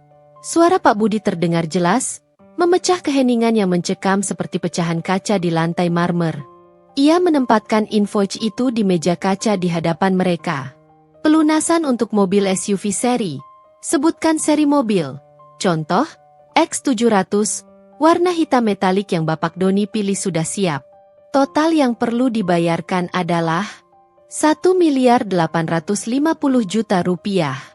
Mohon dapat dibayarkan via transfer bank atau kartu debit. Angka itu, hampir 2 miliar rupiah, menggantung di udara, seolah menjadi gema di seluruh ruangan. Doni dan Ibu Sumi sedikit terkesiap, bahu mereka menegang. Meskipun mereka sudah tahu harganya. Mendengar angka itu diucapkan dengan lantang dan tegas di tengah situasi yang sudah tidak nyaman ini seolah menambah beban yang tak terlihat di pundak mereka. Seperti palu godam yang menghantam. Baik, Pak Budi, sahutku, melangkah mendekat, seolah aku adalah sang direktur yang memimpin. Doni dan Ibu Sumi ingin membayar cash keras. Pak Budi, tolong siapkan slip pembayaran untuk tunai, dan pastikan sudah dikoordinasikan dengan tim cashier. Aku sengaja menekankan kata cash keras, mengembalikan statement Ibu Sumi sebelumnya yang penuh kesombongan, menamparnya kembali dengan kata-katanya sendiri. Pak Budi mengangguk, sorot matanya mengisyaratkan pengertian. Ah, cash keras. Tentu saja, Bu Karina. Seperti yang sudah saya koordinasikan dengan Anda sebelumnya. Kami akan segera proses. Ia berhenti sejenak, lalu menatap Doni dan Ibu Sumi lagi, kali ini dengan ekspresi yang berubah menjadi lebih serius. Seolah ada rahasia besar yang akan diungkap. Sebenarnya, Bu Karina, ada satu hal yang ingin saya pastikan kembali kepada Bapak Doni dan Ibu Sumi, terkait proses transaksi mobil ini, agar tidak ada kesalahpahaman. Aku melirik Pak Budi, memberinya isyarat mata untuk melanjutkan. Aku tahu ia punya sesuatu di benaknya. Sesuatu yang akan semakin membuat mereka tak berkutik, mengikis harga diri mereka hingga ke titik nadir. Ini adalah seudon yang sudah lama tertunda. Begini, Bapak Doni, Ibu Sumi, Pak Budi memulai. Nadanya berubah menjadi lebih serius, namun tetap menjaga profesionalisme dan sopan santun. Sebagai manajer keuangan di Auto Gemilang, saya bertanggung jawab atas setiap transaksi yang masuk dan keluar. Setiap detail keuangan tercatat dengan sangat rapi. Dan terkait dengan mobil ini, SUV, sebutkan seri mobil, ini, saya baru teringat satu hal yang sangat penting dalam histori transaksinya. Ia melirik invoice di tangannya, seolah memastikan detailnya. Sesuai dengan data dan percakapan saya sebelumnya dengan Bu Karina, beliau adalah pihak yang menginisiasi pemesanan mobil ini sekitar 3 bulan lalu, dengan pembayaran uang muka yang cukup besar, sekitar 30% dari total harga. Beliau memesan untuk, kalau tidak salah, beliau bilang ini adalah hadiah untuk tunangannya. Mata Ibu Sumi melotot sempurna, terkejut dan marah. Wajahnya yang tadinya pucat kini kembali memerah.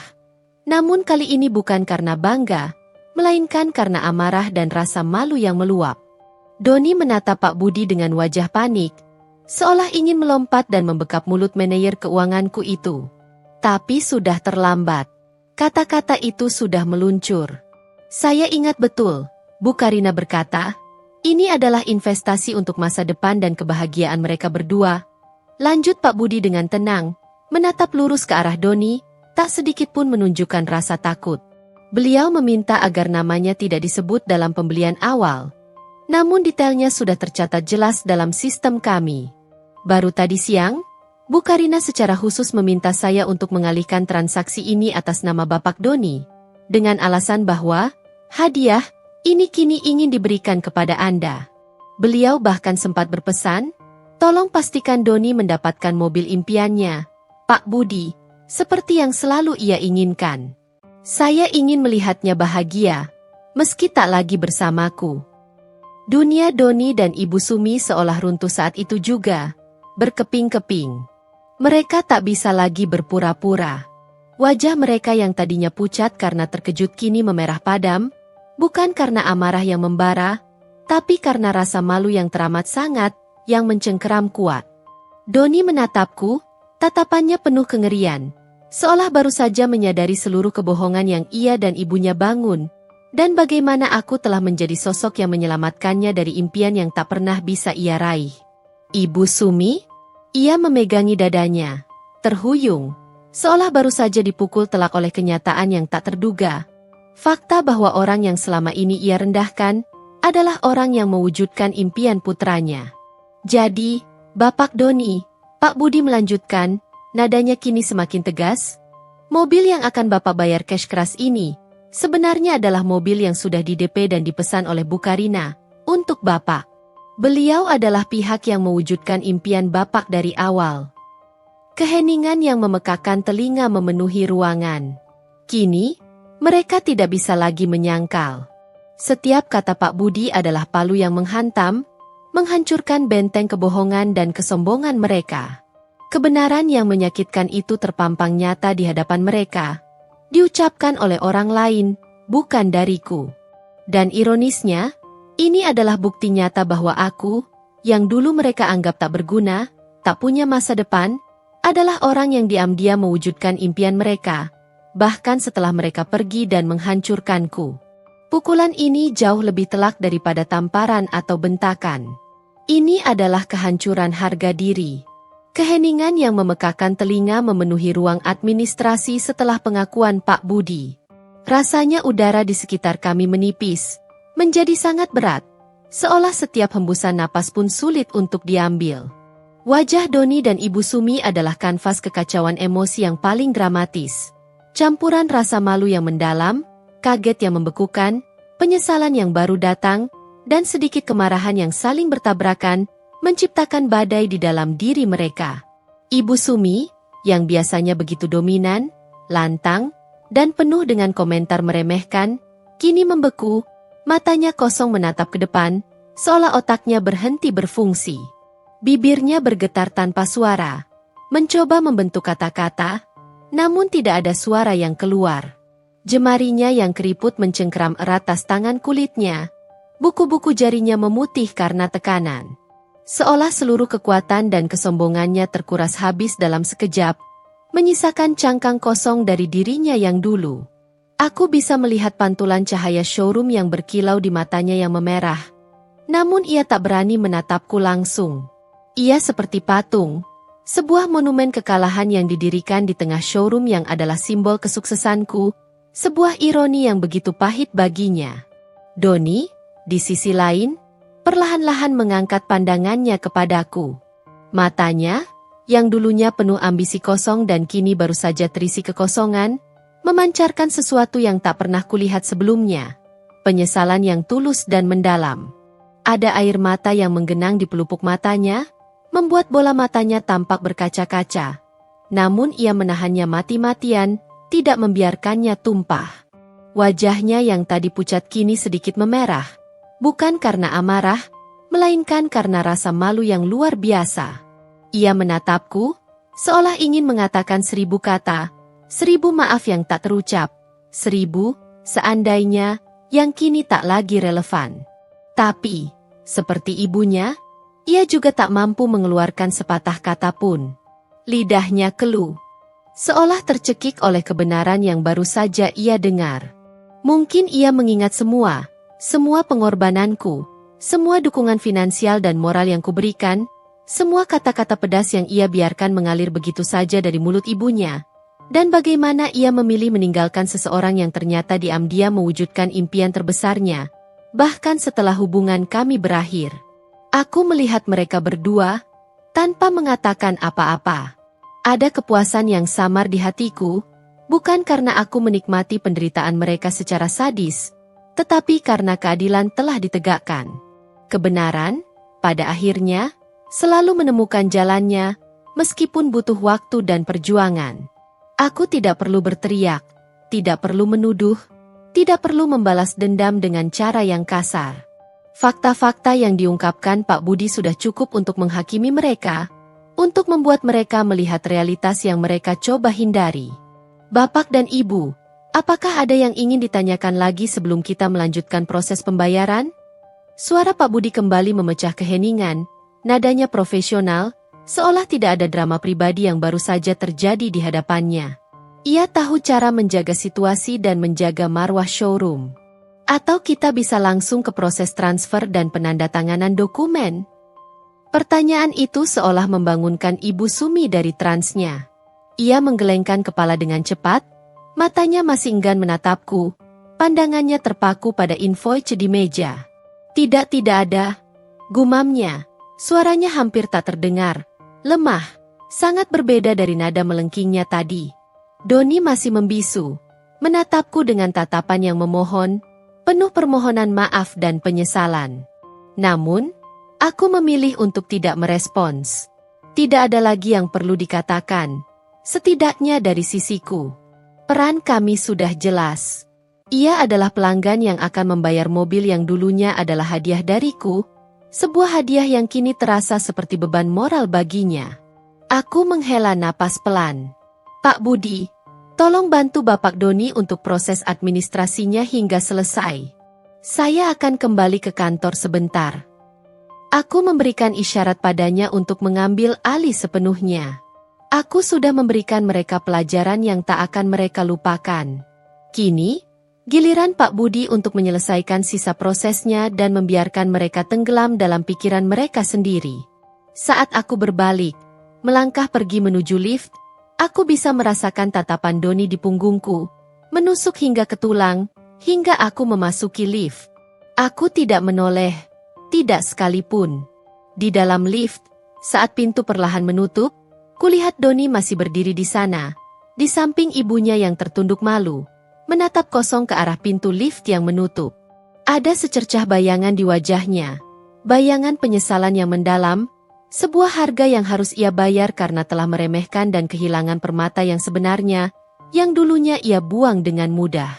Dan kini, Ia harus membayar mahal untuk impian yang sebetulnya sudah lama kuwujudkan untuknya. Pintu lift tertutup perlahan, memisahkanku dari pemandangan terakhir Doni yang terpaku dengan tatapan kosong dan Ibu Sumi yang tertunduk malu. Begitu berada di dalam lift, aku membiarkan napas lega keluar, sebuah hembusan panjang yang terasa seperti melepas beban bertonton dari pundak. Bahuku yang tadinya tegang dan kaku kini sedikit mengendur, dan rasanya seluruh otot di tubuhku mulai rileks. Aku menatap pantulan diriku di dinding lift yang mengkilap, memperhatikan setiap detail wajahku. Wajahku terlihat tenang, bahkan ada sedikit senyum puas yang tersungging di bibir, senyum yang terasa tulus dan damai. Tidak ada air mata yang menetes, tidak ada kemarahan yang meluap-luap, hanya sebuah rasa validasi yang mendalam. Validasi bahwa semua perjuanganku tidak sia-sia, bahwa aku bukan lagi korban. Lift membawaku naik dengan mulus ke lantai 2, menuju kantorku. Saat pintu terbuka, keheningan menyambut. Namun kini keheningan itu terasa berbeda, bukan lagi sepi melainkan damai. Aku berjalan pelan menuju meja kerjaku, duduk di kursi favoritku yang empuk, dan menatap pemandangan showroom di bawah melalui dinding kaca. Lampu-lampu masih menyala terang, menerangi setiap lekuk mobil mewah yang berkilau, seolah merayakan apa yang baru saja terjadi. Aku bisa membayangkan Doni dan Ibu Sumi masih di sana, mungkin sudah duduk di ruang administrasi, menunggu proses pelunasan yang kini terasa begitu pahit bagi mereka, atau mungkin masih dalam keheningan yang mematikan, berusaha mencerna semua yang baru saja terungkap. Ada perasaan aneh menyelimutiku. Bukan euforia kemenangan yang membabi buta, atau rasa senang yang berlebihan, melainkan sebuah kepuasan yang tenang, sebuah rasa damai yang meresap hingga ke tulang. Bertahun-tahun aku hidup dengan bayang-bayang masa lalu, dengan rasa diremehkan, disalahkan, dan dianggap tak berarti.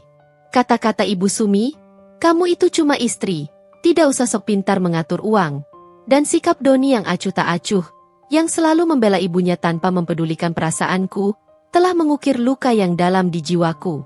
Luka itu yang mendorongku untuk bangkit, untuk membuktikan bahwa aku lebih dari sekadar bayangan dalam hidup mereka, lebih dari sekadar mantan istri yang gagal. Dan sore ini, di showroom milikku sendiri, aku telah melakukannya. Tanpa perlu berteriak, tanpa perlu memaki, tanpa perlu merendahkan mereka balik. Kebenaran yang terungkap melalui Pak Budi adalah senjata paling mematikan yang tidak bisa mereka bantah. Aku membuka tabletku, namun tidak ada niat untuk melanjutkan pekerjaan. Pikiranku berkelana pada momen-momen tadi. Tatapan Doni yang penuh penyesalan, wajah Ibu Sumi yang pucat pasi dan menunduk malu. Mereka datang dengan niat memamerkan kesuksesan, ingin menunjukkan bahwa tanpa aku pun mereka bisa membeli impian Doni, mobil mewah ini. Namun, ironisnya, impian itu justru sudah kubeli, sudah kuinvestasikan, bahkan sebelum mereka memutuskan untuk meninggalkanku. Ini adalah takdir yang kejam bagi mereka, sebuah cerminan pahit dari tindakan mereka, dan takdir yang adil bagiku, sebuah karma yang berbalik. Kini, aku menyadari bahwa luka lama itu tidak lagi terasa begitu perih atau menganga. Mereka telah melihat bukti nyata bahwa aku tidak hanya baik-baik saja tanpa mereka, tetapi aku jauh lebih dari itu. Aku telah membangun sebuah kerajaan kecilku sendiri dari nol, sebuah bukti nyata bahwa nilai seseorang tidak ditentukan oleh status pernikahan atau persetujuan orang lain, melainkan oleh kekuatan diri, ketekunan, keberanian untuk bermimpi, dan kemauan untuk bangkit dari keterpurukan. Aku tidak membutuhkan persetujuan mereka lagi. Aku menghela napas panjang lagi, lalu tersenyum lagi. Senyum itu kini terasa tulus, mencapai mataku. Ini bukan tentang balas dendam yang destruktif. Ini tentang penutupan. Penutupan sebuah babak yang penuh kepahitan dan kepedihan, dan pembukaan babak baru yang lebih kuat, lebih mandiri, dan penuh harapan. Auto gemilang bukan hanya sekadar bisnis bagiku. Itu adalah simbol dari kemandirianku, dari keberanianku untuk bermimpi lebih besar dan mewujudkannya. Bahkan ketika orang-orang terdekat yang seharusnya mendukung justru mencoba meredupkan cahayaku. Malam itu, di dalam kantor yang sunyi, di antara deretan mobil mewah yang berkilau di bawah, aku merasakan kedamaian yang sudah lama kunantikan. Pertemuan tak terduga itu, meskipun canggung dan penuh drama, adalah momen yang akhirnya memberiku penutupan yang sesungguhnya. Aku sudah membayar harganya, dan kini, saatnya mereka yang merasakan bayaran atas perbuatan mereka, sebuah bayaran yang tidak bisa dihindari, yaitu rasa malu dan penyesalan yang mendalam. Beberapa hari setelah pertemuan tak terduga di auto gemilang, suasana di showroom terasa kembali normal, bahkan mungkin lebih tenang. Aroma kulit baru yang mewah masih dominan di setiap sudut. Senyum profesional staf penjualan masih menghiasi wajah mereka, dan deretan mobil-mobil mewah tetap memancarkan kilaunya di bawah sorotan lampu. Namun bagiku, gema dari sore itu masih terasa nyata, bukan sebagai beban, melainkan sebagai sebuah penanda, sebuah memori yang akan selalu mengingatkanku akan titik balikku. Aku sesekali menangkap diriku sendiri melamun, memikirkan ekspresi Ibu Sumi yang pucat pasi dan tatapan Doni yang penuh penyesalan, dan ada sedikit rasa geli yang menyelinap. Aku tak pernah menghubungi mereka, dan mereka pun tak pernah mencoba menghubungiku. Tak ada telepon, tak ada pesan, tak ada surat. Percakapan terakhir dengan Doni, yang terpotong oleh intervensi ibunya, adalah penutup yang sempurna dan tak perlu diperpanjang. Aku tahu, setelah apa yang Pak Budi katakan dengan begitu gamblang dan apa yang mereka lihat sendiri, tak ada lagi yang bisa mereka bantah atau sangkal. Kebenaran telah diucapkan, dan dampaknya jauh lebih kuat daripada kata-kata kasar atau pertengkaran yang mungkin kulakukan. Kepuasan yang kurasakan bukan lagi euforia sesaat yang membabi buta atau keinginan untuk membalas dendam. Lebih kepada kedamaian yang mendalam, sebuah ketenangan batin yang sudah lama kunantikan. Aku tidak lagi merasa perlu membuktikan apapun kepada siapapun, terutama kepada mereka. Beban yang selama ini tak sadar kupikul. Beban untuk menunjukkan bahwa aku mampu bangkit dari keterpurukan, beban untuk membuktikan bahwa aku bisa sukses tanpa mereka, kini terangkat sepenuhnya dari pundakku. Mereka telah melihatnya dengan mata kepala sendiri, sebuah bukti tak terbantahkan. Rutinitas kerjaku kembali padat, bahkan kini aku merasa lebih fokus dan berenergi. Aku menghabiskan lebih banyak waktu untuk perencanaan strategis, mengembangkan kemitraan baru dengan distributor internasional, dan memikirkan ekspansi auto gemilang ke kota-kota lain. Aku merasa lebih ringan, lebih bebas dari belenggu masa lalu. Energi yang dulu mungkin sedikit terkuras oleh bayang-bayang kenangan pahit kini bisa sepenuhnya kualirkan untuk masa depan, untuk inovasi, dan untuk pertumbuhan bisnisku. Suatu pagi, Pak Budi masuk ruanganku dengan laporan keuangan bulanan. Seperti biasa, ia menyerahkan dokumen itu kepadaku, lalu tersenyum tipis. "Oh ya, Bu Karina," katanya santai, namun aku bisa mendengar sedikit nada geli di suaranya. "Mobil SUV yang dibeli Bapak Doni sudah diambil kemarin sore. Proses pelunasannya lancar, cash keras sesuai permintaan mereka. Tidak ada kendala." Aku mengangguk, tanpa menunjukkan ekspresi berlebihan. "Bagus kalau begitu, Pak Budi. Pastikan semua after sale service sudah dijelaskan dengan baik kepada mereka. Ya, layanan purna jual adalah prioritas kita, siapapun pelanggannya." "Tentu, Bu. Sudah dijelaskan detail, dan mereka juga sudah menandatangani semua dokumen serah terima," jawab Pak Budi, masih dengan senyumnya. "Saya rasa mereka cukup." Pak Budi berhenti sejenak, mencari kata yang tepat, matanya menatapku penuh makna. "Tersadar, Bu. Kejadian itu sepertinya cukup membumikan mereka." Ia terkekeh pelan. "Jarang sekali saya melihat Ibu Sumi begitu diam dan patuh, Bu. Biasanya kan agak cerewet, ya, kalau ada prosedur yang menurutnya berbelit-belit." Aku tersenyum simpul, sebuah senyuman kecil yang penuh pengertian. "Biarkan saja, Pak Budi. Yang penting transaksi beres, dan mereka puas dengan mobilnya, kan? Bisnis adalah bisnis."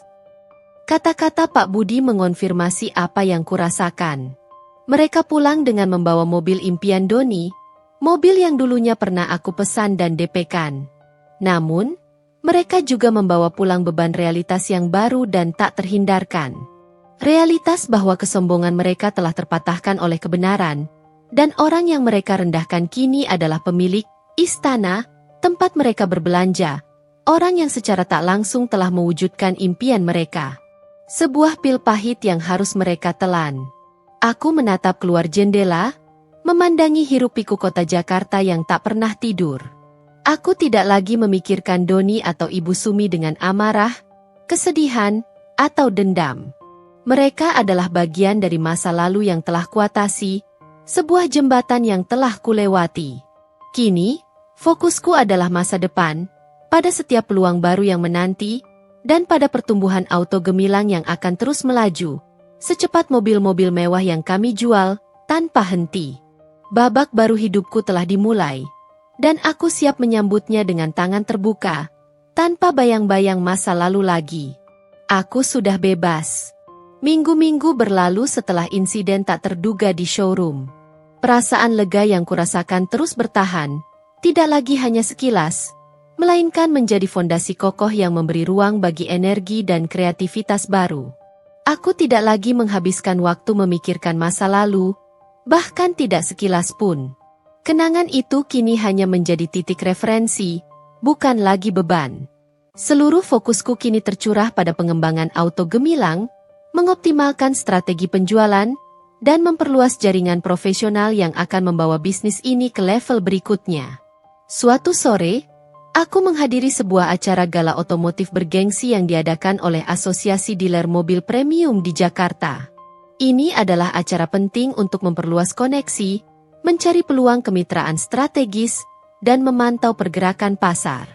Mengenakan gaun malam hitam yang elegan dan minimalis, namun memancarkan aura kepercayaan diri, aku menyapa para kolega dan pesaing dengan senyum profesional. Aku bukan lagi Karina yang dulu canggung di keramaian, yang merasa inferior, atau yang selalu meragukan kemampuannya. Aku adalah Karina, pemilik auto gemilang, seorang pemain yang diperhitungkan di industri otomotif premium yang didominasi pria ini. Di tengah percakapan yang mendalam dengan seorang CEO distributor mobil Eropa terkemuka, seorang pria parubaya dengan senyum ramah dan mata yang cerdas, aku tiba-tiba merasakan sebuah kehadiran yang familiar di dekatku. Ada aroma parfum yang samar namun akrab. Aku menoleh perlahan dan melihat seorang wanita berdiri tak jauh dariku. Rambutnya digulung elegan, menunjukkan leher jenjangnya, mengenakan gaun yang anggun dengan detail yang menarik, dan senyumnya sangat menawan, memancarkan aura positif. Dia adalah Amanda, seorang desainer interior terkenal yang pernah kukenal secara samar di masa kuliah, beberapa tahun yang lalu. Kami dulu berada di lingkaran pertemanan yang berbeda. Ia lebih sering berkumpul dengan mahasiswa seni dan desain, sementara aku dengan anak-anak bisnis. Namun, kami sering berpapasan di acara-acara kampus atau di kantin. "Karina? Ya ampun, itu kamu?" Sapanya dengan nada sedikit terkejut. Namun dengan senyum yang langsung mengembang lebar, matanya berbinar mengenali. Aku membalas senyumnya. Lebih dari sekadar basa-basi. Ada kehangatan yang kurasakan. "Amanda? Ya ampun, sudah lama sekali. Kamu terlihat luar biasa, dan selalu berkelas." Aku mengulurkan tangan untuk berjabat erat. "Kamu juga. Aku dengar-dengar namamu sering disebut di lingkaran bisnis, terutama di industri otomotif. Auto gemilang, kan? Aku tidak tahu itu kamu yang punya," ujarnya, matanya memancarkan kekaguman yang tulus. "Selamat, Karina. Ini benar-benar pencapaian yang hebat. Aku melihat showroom MU di majalah. Desainnya sangat modern dan berkelas." Kami berbincang singkat, bertukar cerita tentang perjalanan hidup masing-masing setelah kuliah. Amanda bercerita tentang studio desain interiornya yang sukses, menangani proyek-proyek besar, bahkan hingga keluar kota. Aku berbagi sedikit tentang perjalanan membangun auto gemilang dari nol hingga sebesar ini, tentu saja tanpa menyinggung detail masa lalu yang pahit. Ada koneksi yang terasa instan, Sebuah kenyamanan yang jarang kudapatkan dalam lingkungan profesional yang kompetitif ini, di mana seringkali hubungan hanya sebatas urusan bisnis. Amanda adalah tipe orang yang positif, dengan aura ceria dan semangat yang menular. Sebuah ide tiba-tiba terlintas di benakku, sebuah visi yang langsung terasa sangat tepat. Amanda, aku butuh desainer interior untuk proyek ekspansi showroomku di Surabaya tahun depan. Kataku, mataku berbinar. Aku berencana membuka cabang yang lebih besar di sana. Dan aku ingin sentuhan desain yang bisa merepresentasikan brand kita dengan baik. Dan melihat karyamu, aku yakin kamu adalah orang yang tepat untuk proyek ini. Amanda tersenyum lebar, menunjukkan deretan gigi putihnya. Benarkah? Wah, itu ide yang sangat menarik. Karina, aku akan sangat senang jika bisa bekerja sama. Proyek ekspansi selalu menjadi tantangan yang seru bagiku. Ia tampak sangat antusias. Kita bisa bicarakan lebih lanjut detailnya kapan-kapan. Mungkin minggu depan di kantorku. Tentu, aku akan hubungi asistenku untuk menjadwalkan pertemuan. Jawabku, merasakan semangat baru yang membuncah. Ini adalah babak baru yang sesungguhnya.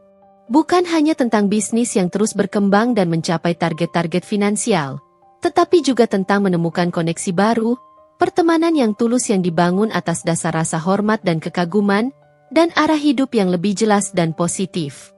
Aku telah menutup buku lama dengan semua kepahitan di dalamnya, dan kini, lembaran baru sedang kutulis, penuh dengan potensi, inspirasi, dan kebahagiaan yang kutemukan sendiri, tanpa perlu validasi dari siapapun. Matahari sore menyiramkan cahaya keemasan yang hangat di atas gedung-gedung pencakar langit Jakarta. Dari ketinggian, kota metropolitan ini tampak begitu hidup, dipenuhi denyut nadi yang tak pernah berhenti. Aku berdiri di balik jendela kaca besar di kantor baruku, yang kini jauh lebih luas, mewah, dan modern, menempati lantai teratas sebuah gedung pencakar langit yang strategis. Dari sini, pemandangan kota terhampar luas, dan di bawah sana, di hamparan lahan yang lebih besar, auto gemilang cabang utama berdiri megah, memantulkan kilau matahari sore. Sebuah tanda, Grand Opening Soon, terpampang jelas di depan showroom yang didesain ulang dengan sentuhan futuristik dan elegan, hasil kolaborasi apik dengan Amanda. Tak hanya itu, cabang Surabaya juga telah dibuka 6 bulan yang lalu, berjalan sukses di bawah kepemimpinan manajer yang kompeten dan tim yang solid. Rencana untuk membuka cabang di Bandung dan Bali pun sudah di tahap finalisasi.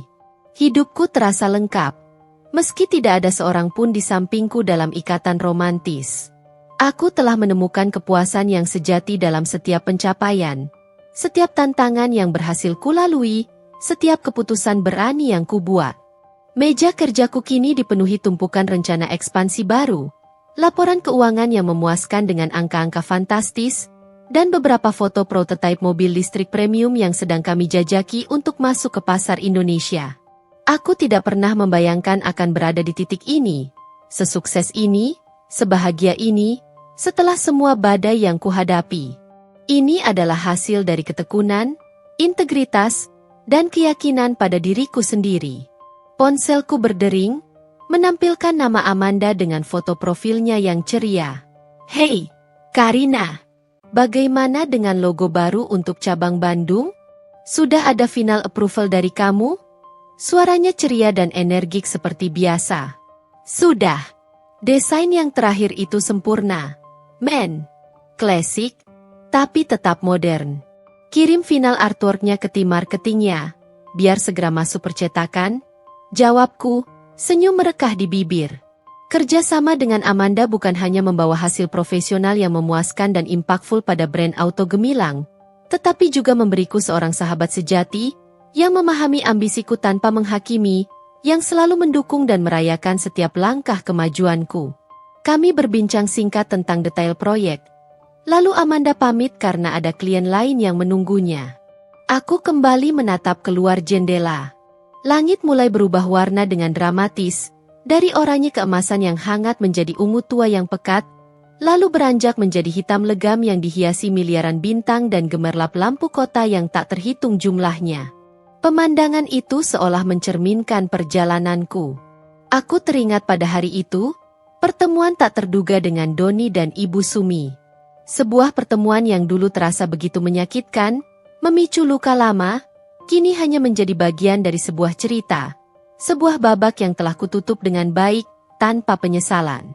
Tidak ada lagi bekas luka yang berdenyut. Tidak ada lagi bayangan masa lalu yang menghantuiku. Mereka telah menjadi sekadar pelanggan yang membeli mobil. Dan aku adalah pemilik yang menjualnya. Sebuah profesionalisme yang ironis, namun memberiku kebebasan dan kedamaian yang tak ternilai harganya. Aku tidak lagi peduli bagaimana kabar mereka, atau apa yang mereka pikirkan tentangku. Aku tidak tahu bagaimana kabar mereka sekarang. Mungkin mereka masih bersama. Mungkin Doni sudah membeli mobil lain yang ia klaim, hasil kerja kerasnya, dari tempat lain. Itu tidak penting lagi bagiku. Yang penting adalah, aku telah menemukan diriku sendiri.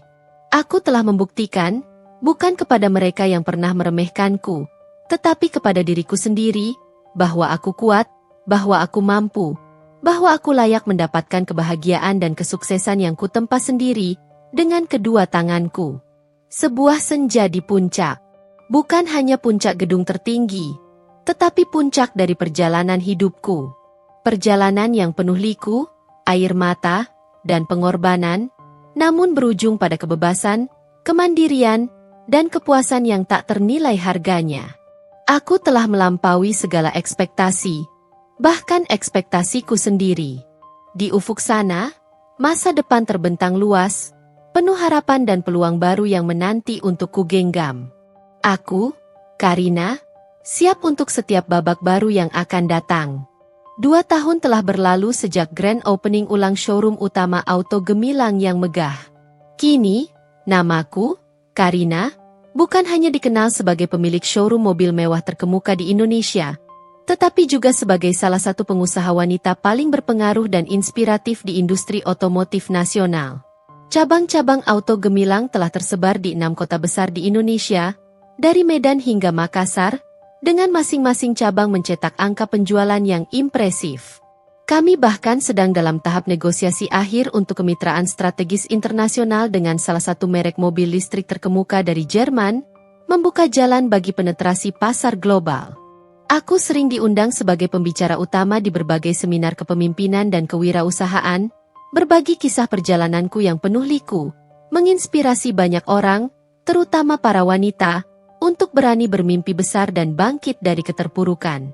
Suatu siang yang cerah di awal bulan Mei, dalam sebuah acara bisnis gathering eksklusif yang diadakan oleh Kamar Dagang dan Industri di sebuah hotel bintang 5, aku kembali berpapasan dengan seseorang yang tak kuduga, seseorang dari masa lalu yang menyenangkan. Aku sedang asyik berbincang dengan salah satu partner strategis kami, seorang CEO perusahaan logistik, ketika seorang pria mendekat, senyum tipis terukir di wajahnya yang tenang. Dia adalah Rian, seorang arsitek lanskap yang pernah merancang taman di salah satu proyek properti startup lamaku bertahun-tahun lalu. Kami hanya bertukar sapa singkat kala itu, tak lebih dari formalitas profesional. Karina, kan? Masih ingat aku, Rian? Sapanya ramah, suaranya tenang, hangat, dan penuh intonasi yang menyenangkan. Ada kedewasaan dan aura bijaksana yang terpancar darinya. Aku sedikit terkejut, namun senyumku langsung mengembang. Rian, tentu saja. Sudah lama sekali tidak bertemu. Kamu terlihat berbeda, lebih matang, dan sangat berkarisma. Ia memang terlihat lebih karismatik dengan rambutnya yang kini sedikit memutih di pelipis, menambah pesona. Kami berbincang panjang lebar, melampaui basa-basi formal. Rian, ternyata, telah mengembangkan perusahaannya menjadi salah satu konsultan arsitektur lanskap terkemuka di Asia Tenggara, menangani proyek-proyek prestisius di Singapura, Thailand, dan Malaysia. Obrolan kami mengalir begitu saja, dari tantangan bisnis hingga hobi pribadi, bahkan nilai-nilai hidup yang mendalam. Ada kesamaan visi, prinsip, dan energi positif yang terpancar dari setiap kata-katanya. Dia mendengarkan dengan penuh perhatian ketika aku bercerita tentang auto gemilang dan segala perjalananku, dan ia membagikan pengalamannya dengan kerendahan hati yang membuatku merasa nyaman. Beberapa minggu setelah pertemuan itu, Rian mengajakku makan malam. Bukan pertemuan bisnis formal, melainkan sebuah kencan. Sejak perceraian dengan Doni, aku tidak pernah lagi memikirkan tentang hubungan romantis atau membuka hati untuk pria lain. Seluruh hatiku kucurahkan untuk bisnis, untuk membuktikan diriku dan membangun legasi.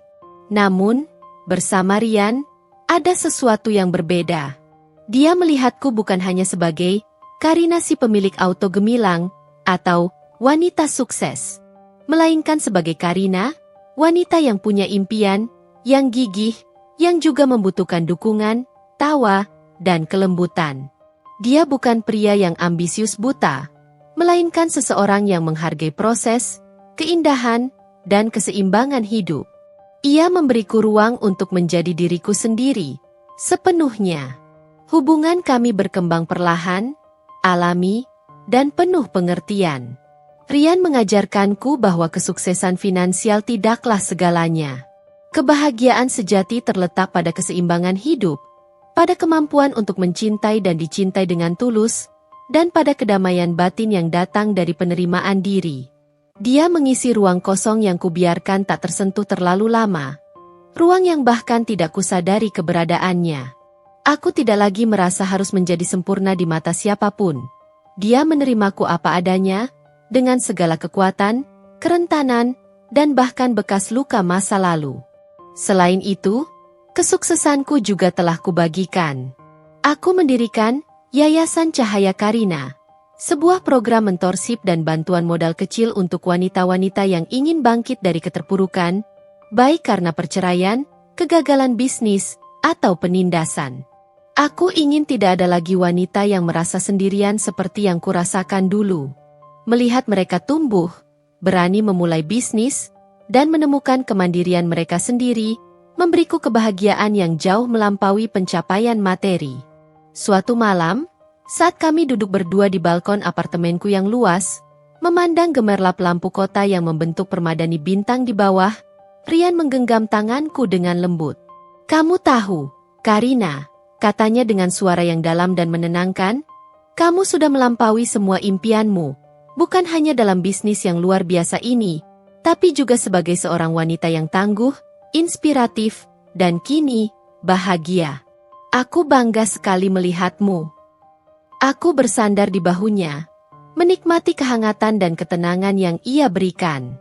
Aku teringat masa lalu, semua kepedihan itu, dan bagaimana aku berpikir hidupku telah hancur dan tak ada lagi harapan. Tapi kini, aku tahu, semua itu adalah bagian dari takdir yang membawaku ke titik ini. Titik di mana aku tidak hanya meraih kesuksesan yang luar biasa, membangun warisan yang berarti, tetapi juga menemukan cinta dan kebahagiaan yang tulus, jauh lebih baik dari yang pernah kuimpikan. Senja masih menghiasi langit, namun kini, di ufuk hatiku, ada harapan yang lebih terang, lebih berwarna, dan tak terbatas. Bukan lagi hanya tentang pencapaian materi atau pembuktian diri, tetapi tentang sebuah kehidupan yang utuh, yang penuh cinta, makna, kedamaian, dan tujuan yang lebih besar. Aku, Karina, telah menemukan puncaknya, dan kini siap untuk merangkul setiap babak baru yang menanti. Dengan senyum di wajah dan hati yang penuh syukur. 6 tahun telah berlalu sejak insiden di showroom itu. Sebuah rentang waktu yang cukup untuk mengukir jejak baru, mengubur luka lama, dan membangun kembali sebuah kehidupan yang jauh lebih kaya dan bermakna. Auto Gemilang kini bukan lagi sekadar showroom mobil mewah. Di bawah kepemimpinanku, kami telah menjadi pionir dalam luxury electric vehicle di Indonesia, dengan kemitraan eksklusif bersama produsen mobil listrik terkemuka dari Eropa dan Asia. Jaringan cabang kami telah meluas hingga ke kota-kota Tier 2, dan kami bahkan memiliki flagship store di pusat kota Jakarta yang menjadi destinasi bagi para pecinta otomotif. Aku tidak lagi hanya berbicara tentang bisnis. Fokusku juga bergeser pada dampak sosial. Yayasan Cahaya Karina telah berkembang pesat, membantu ratusan wanita memulai usaha kecil dan menengah, memberikan pelatihan keterampilan, dan membangun jaringan dukungan emosional. Melihat mereka berdiri tegak, dengan senyum bangga di wajah mereka saat meraih kesuksesan kecil pertama, memberiku kebahagiaan yang tak terlukiskan. Itu adalah warisan yang jauh lebih berharga daripada tumpukan uang di bank. Hubunganku dengan Rian terus berkembang dalam kehangatan dan rasa saling menghargai. Ia adalah jangkar dalam hidupku, seseorang yang selalu ada, merayakan kemenanganku dan menemaniku di saat-saat paling lelah sekalipun. Kami sering menghabiskan akhir pekan di luar kota, menjauh dari hiruk-pikuk Jakarta, menikmati alam, dan merencanakan masa depan bersama. Rian memberiku perspektif baru, mengajarkanku untuk tidak hanya mengejar target, tetapi juga menikmati setiap proses kehidupan. Suatu sore, aku mengunjungi showroom lama, yang kini menjadi pusat purna jual dan bengkel khusus untuk kendaraan listrik. Bangunannya direnovasi total, modern, dan ramah lingkungan. Aku berjalan melewati area tempat Doni dan Ibu Sumi pernah berdiri dulu. Area display SUV premium itu kini diisi oleh lineup mobil listrik futuristik yang senyap dan elegan. Tempat itu masih sama, namun energinya telah berubah total. Aku berhenti sejenak di sana, mengamati tempat di mana konfrontasi tak terduga itu terjadi. Tidak ada lagi rasa perih. Tidak ada lagi dendam. Yang ada hanyalah sebuah rasa syukur. Syukur atas pengalaman itu, betapapun menyakitkan pada awalnya, karena ia telah membentukku menjadi diriku yang sekarang. Perpisahan itu adalah katalis yang mendorongku untuk menemukan kekuatan yang tidak pernah kusadari ada dalam diriku. Hidup ini seperti mengemudi mobil. Ya, gumamku pada diri sendiri, sambil tersenyum tipis. Terkadang kita harus menghadapi jalanan yang bergelombang, melewati badai, atau bahkan berbalik arah dari tujuan awal. Tapi selama kita tahu arah yang benar dan terus maju, kita akan sampai di tempat yang lebih baik. Aku tidak pernah bertemu Doni atau Ibu Sumi lagi. Mereka hanyalah bayangan dari masa lalu yang kini sangat jauh. Jejak mereka telah terhapus oleh ombak waktu yang terus bergerak maju, meninggalkan jejak kaki baru yang lebih kuat dan bermakna. Aku tidak lagi memikirkan mereka. Fokusku ada pada matahari terbit esok hari, pada setiap inovasi baru, setiap senyum yang bisa kubawa ke wajah para wanita di yayasanku, dan setiap momen kebersamaan dengan Rian. Aku melangkah keluar dari showroom lama, menuju mobil listrikku yang menanti. Hari sudah gelap, namun lampu-lampu kota yang gemerlap menerangi jalan. Aku tahu, perjalananku belum berakhir. Ini hanyalah satu babak yang telah kututup dengan manis. Masih banyak jalan yang harus kutempuh, banyak impian yang harus kuraih, dan banyak kebahagiaan yang menanti di depan. Aku siap.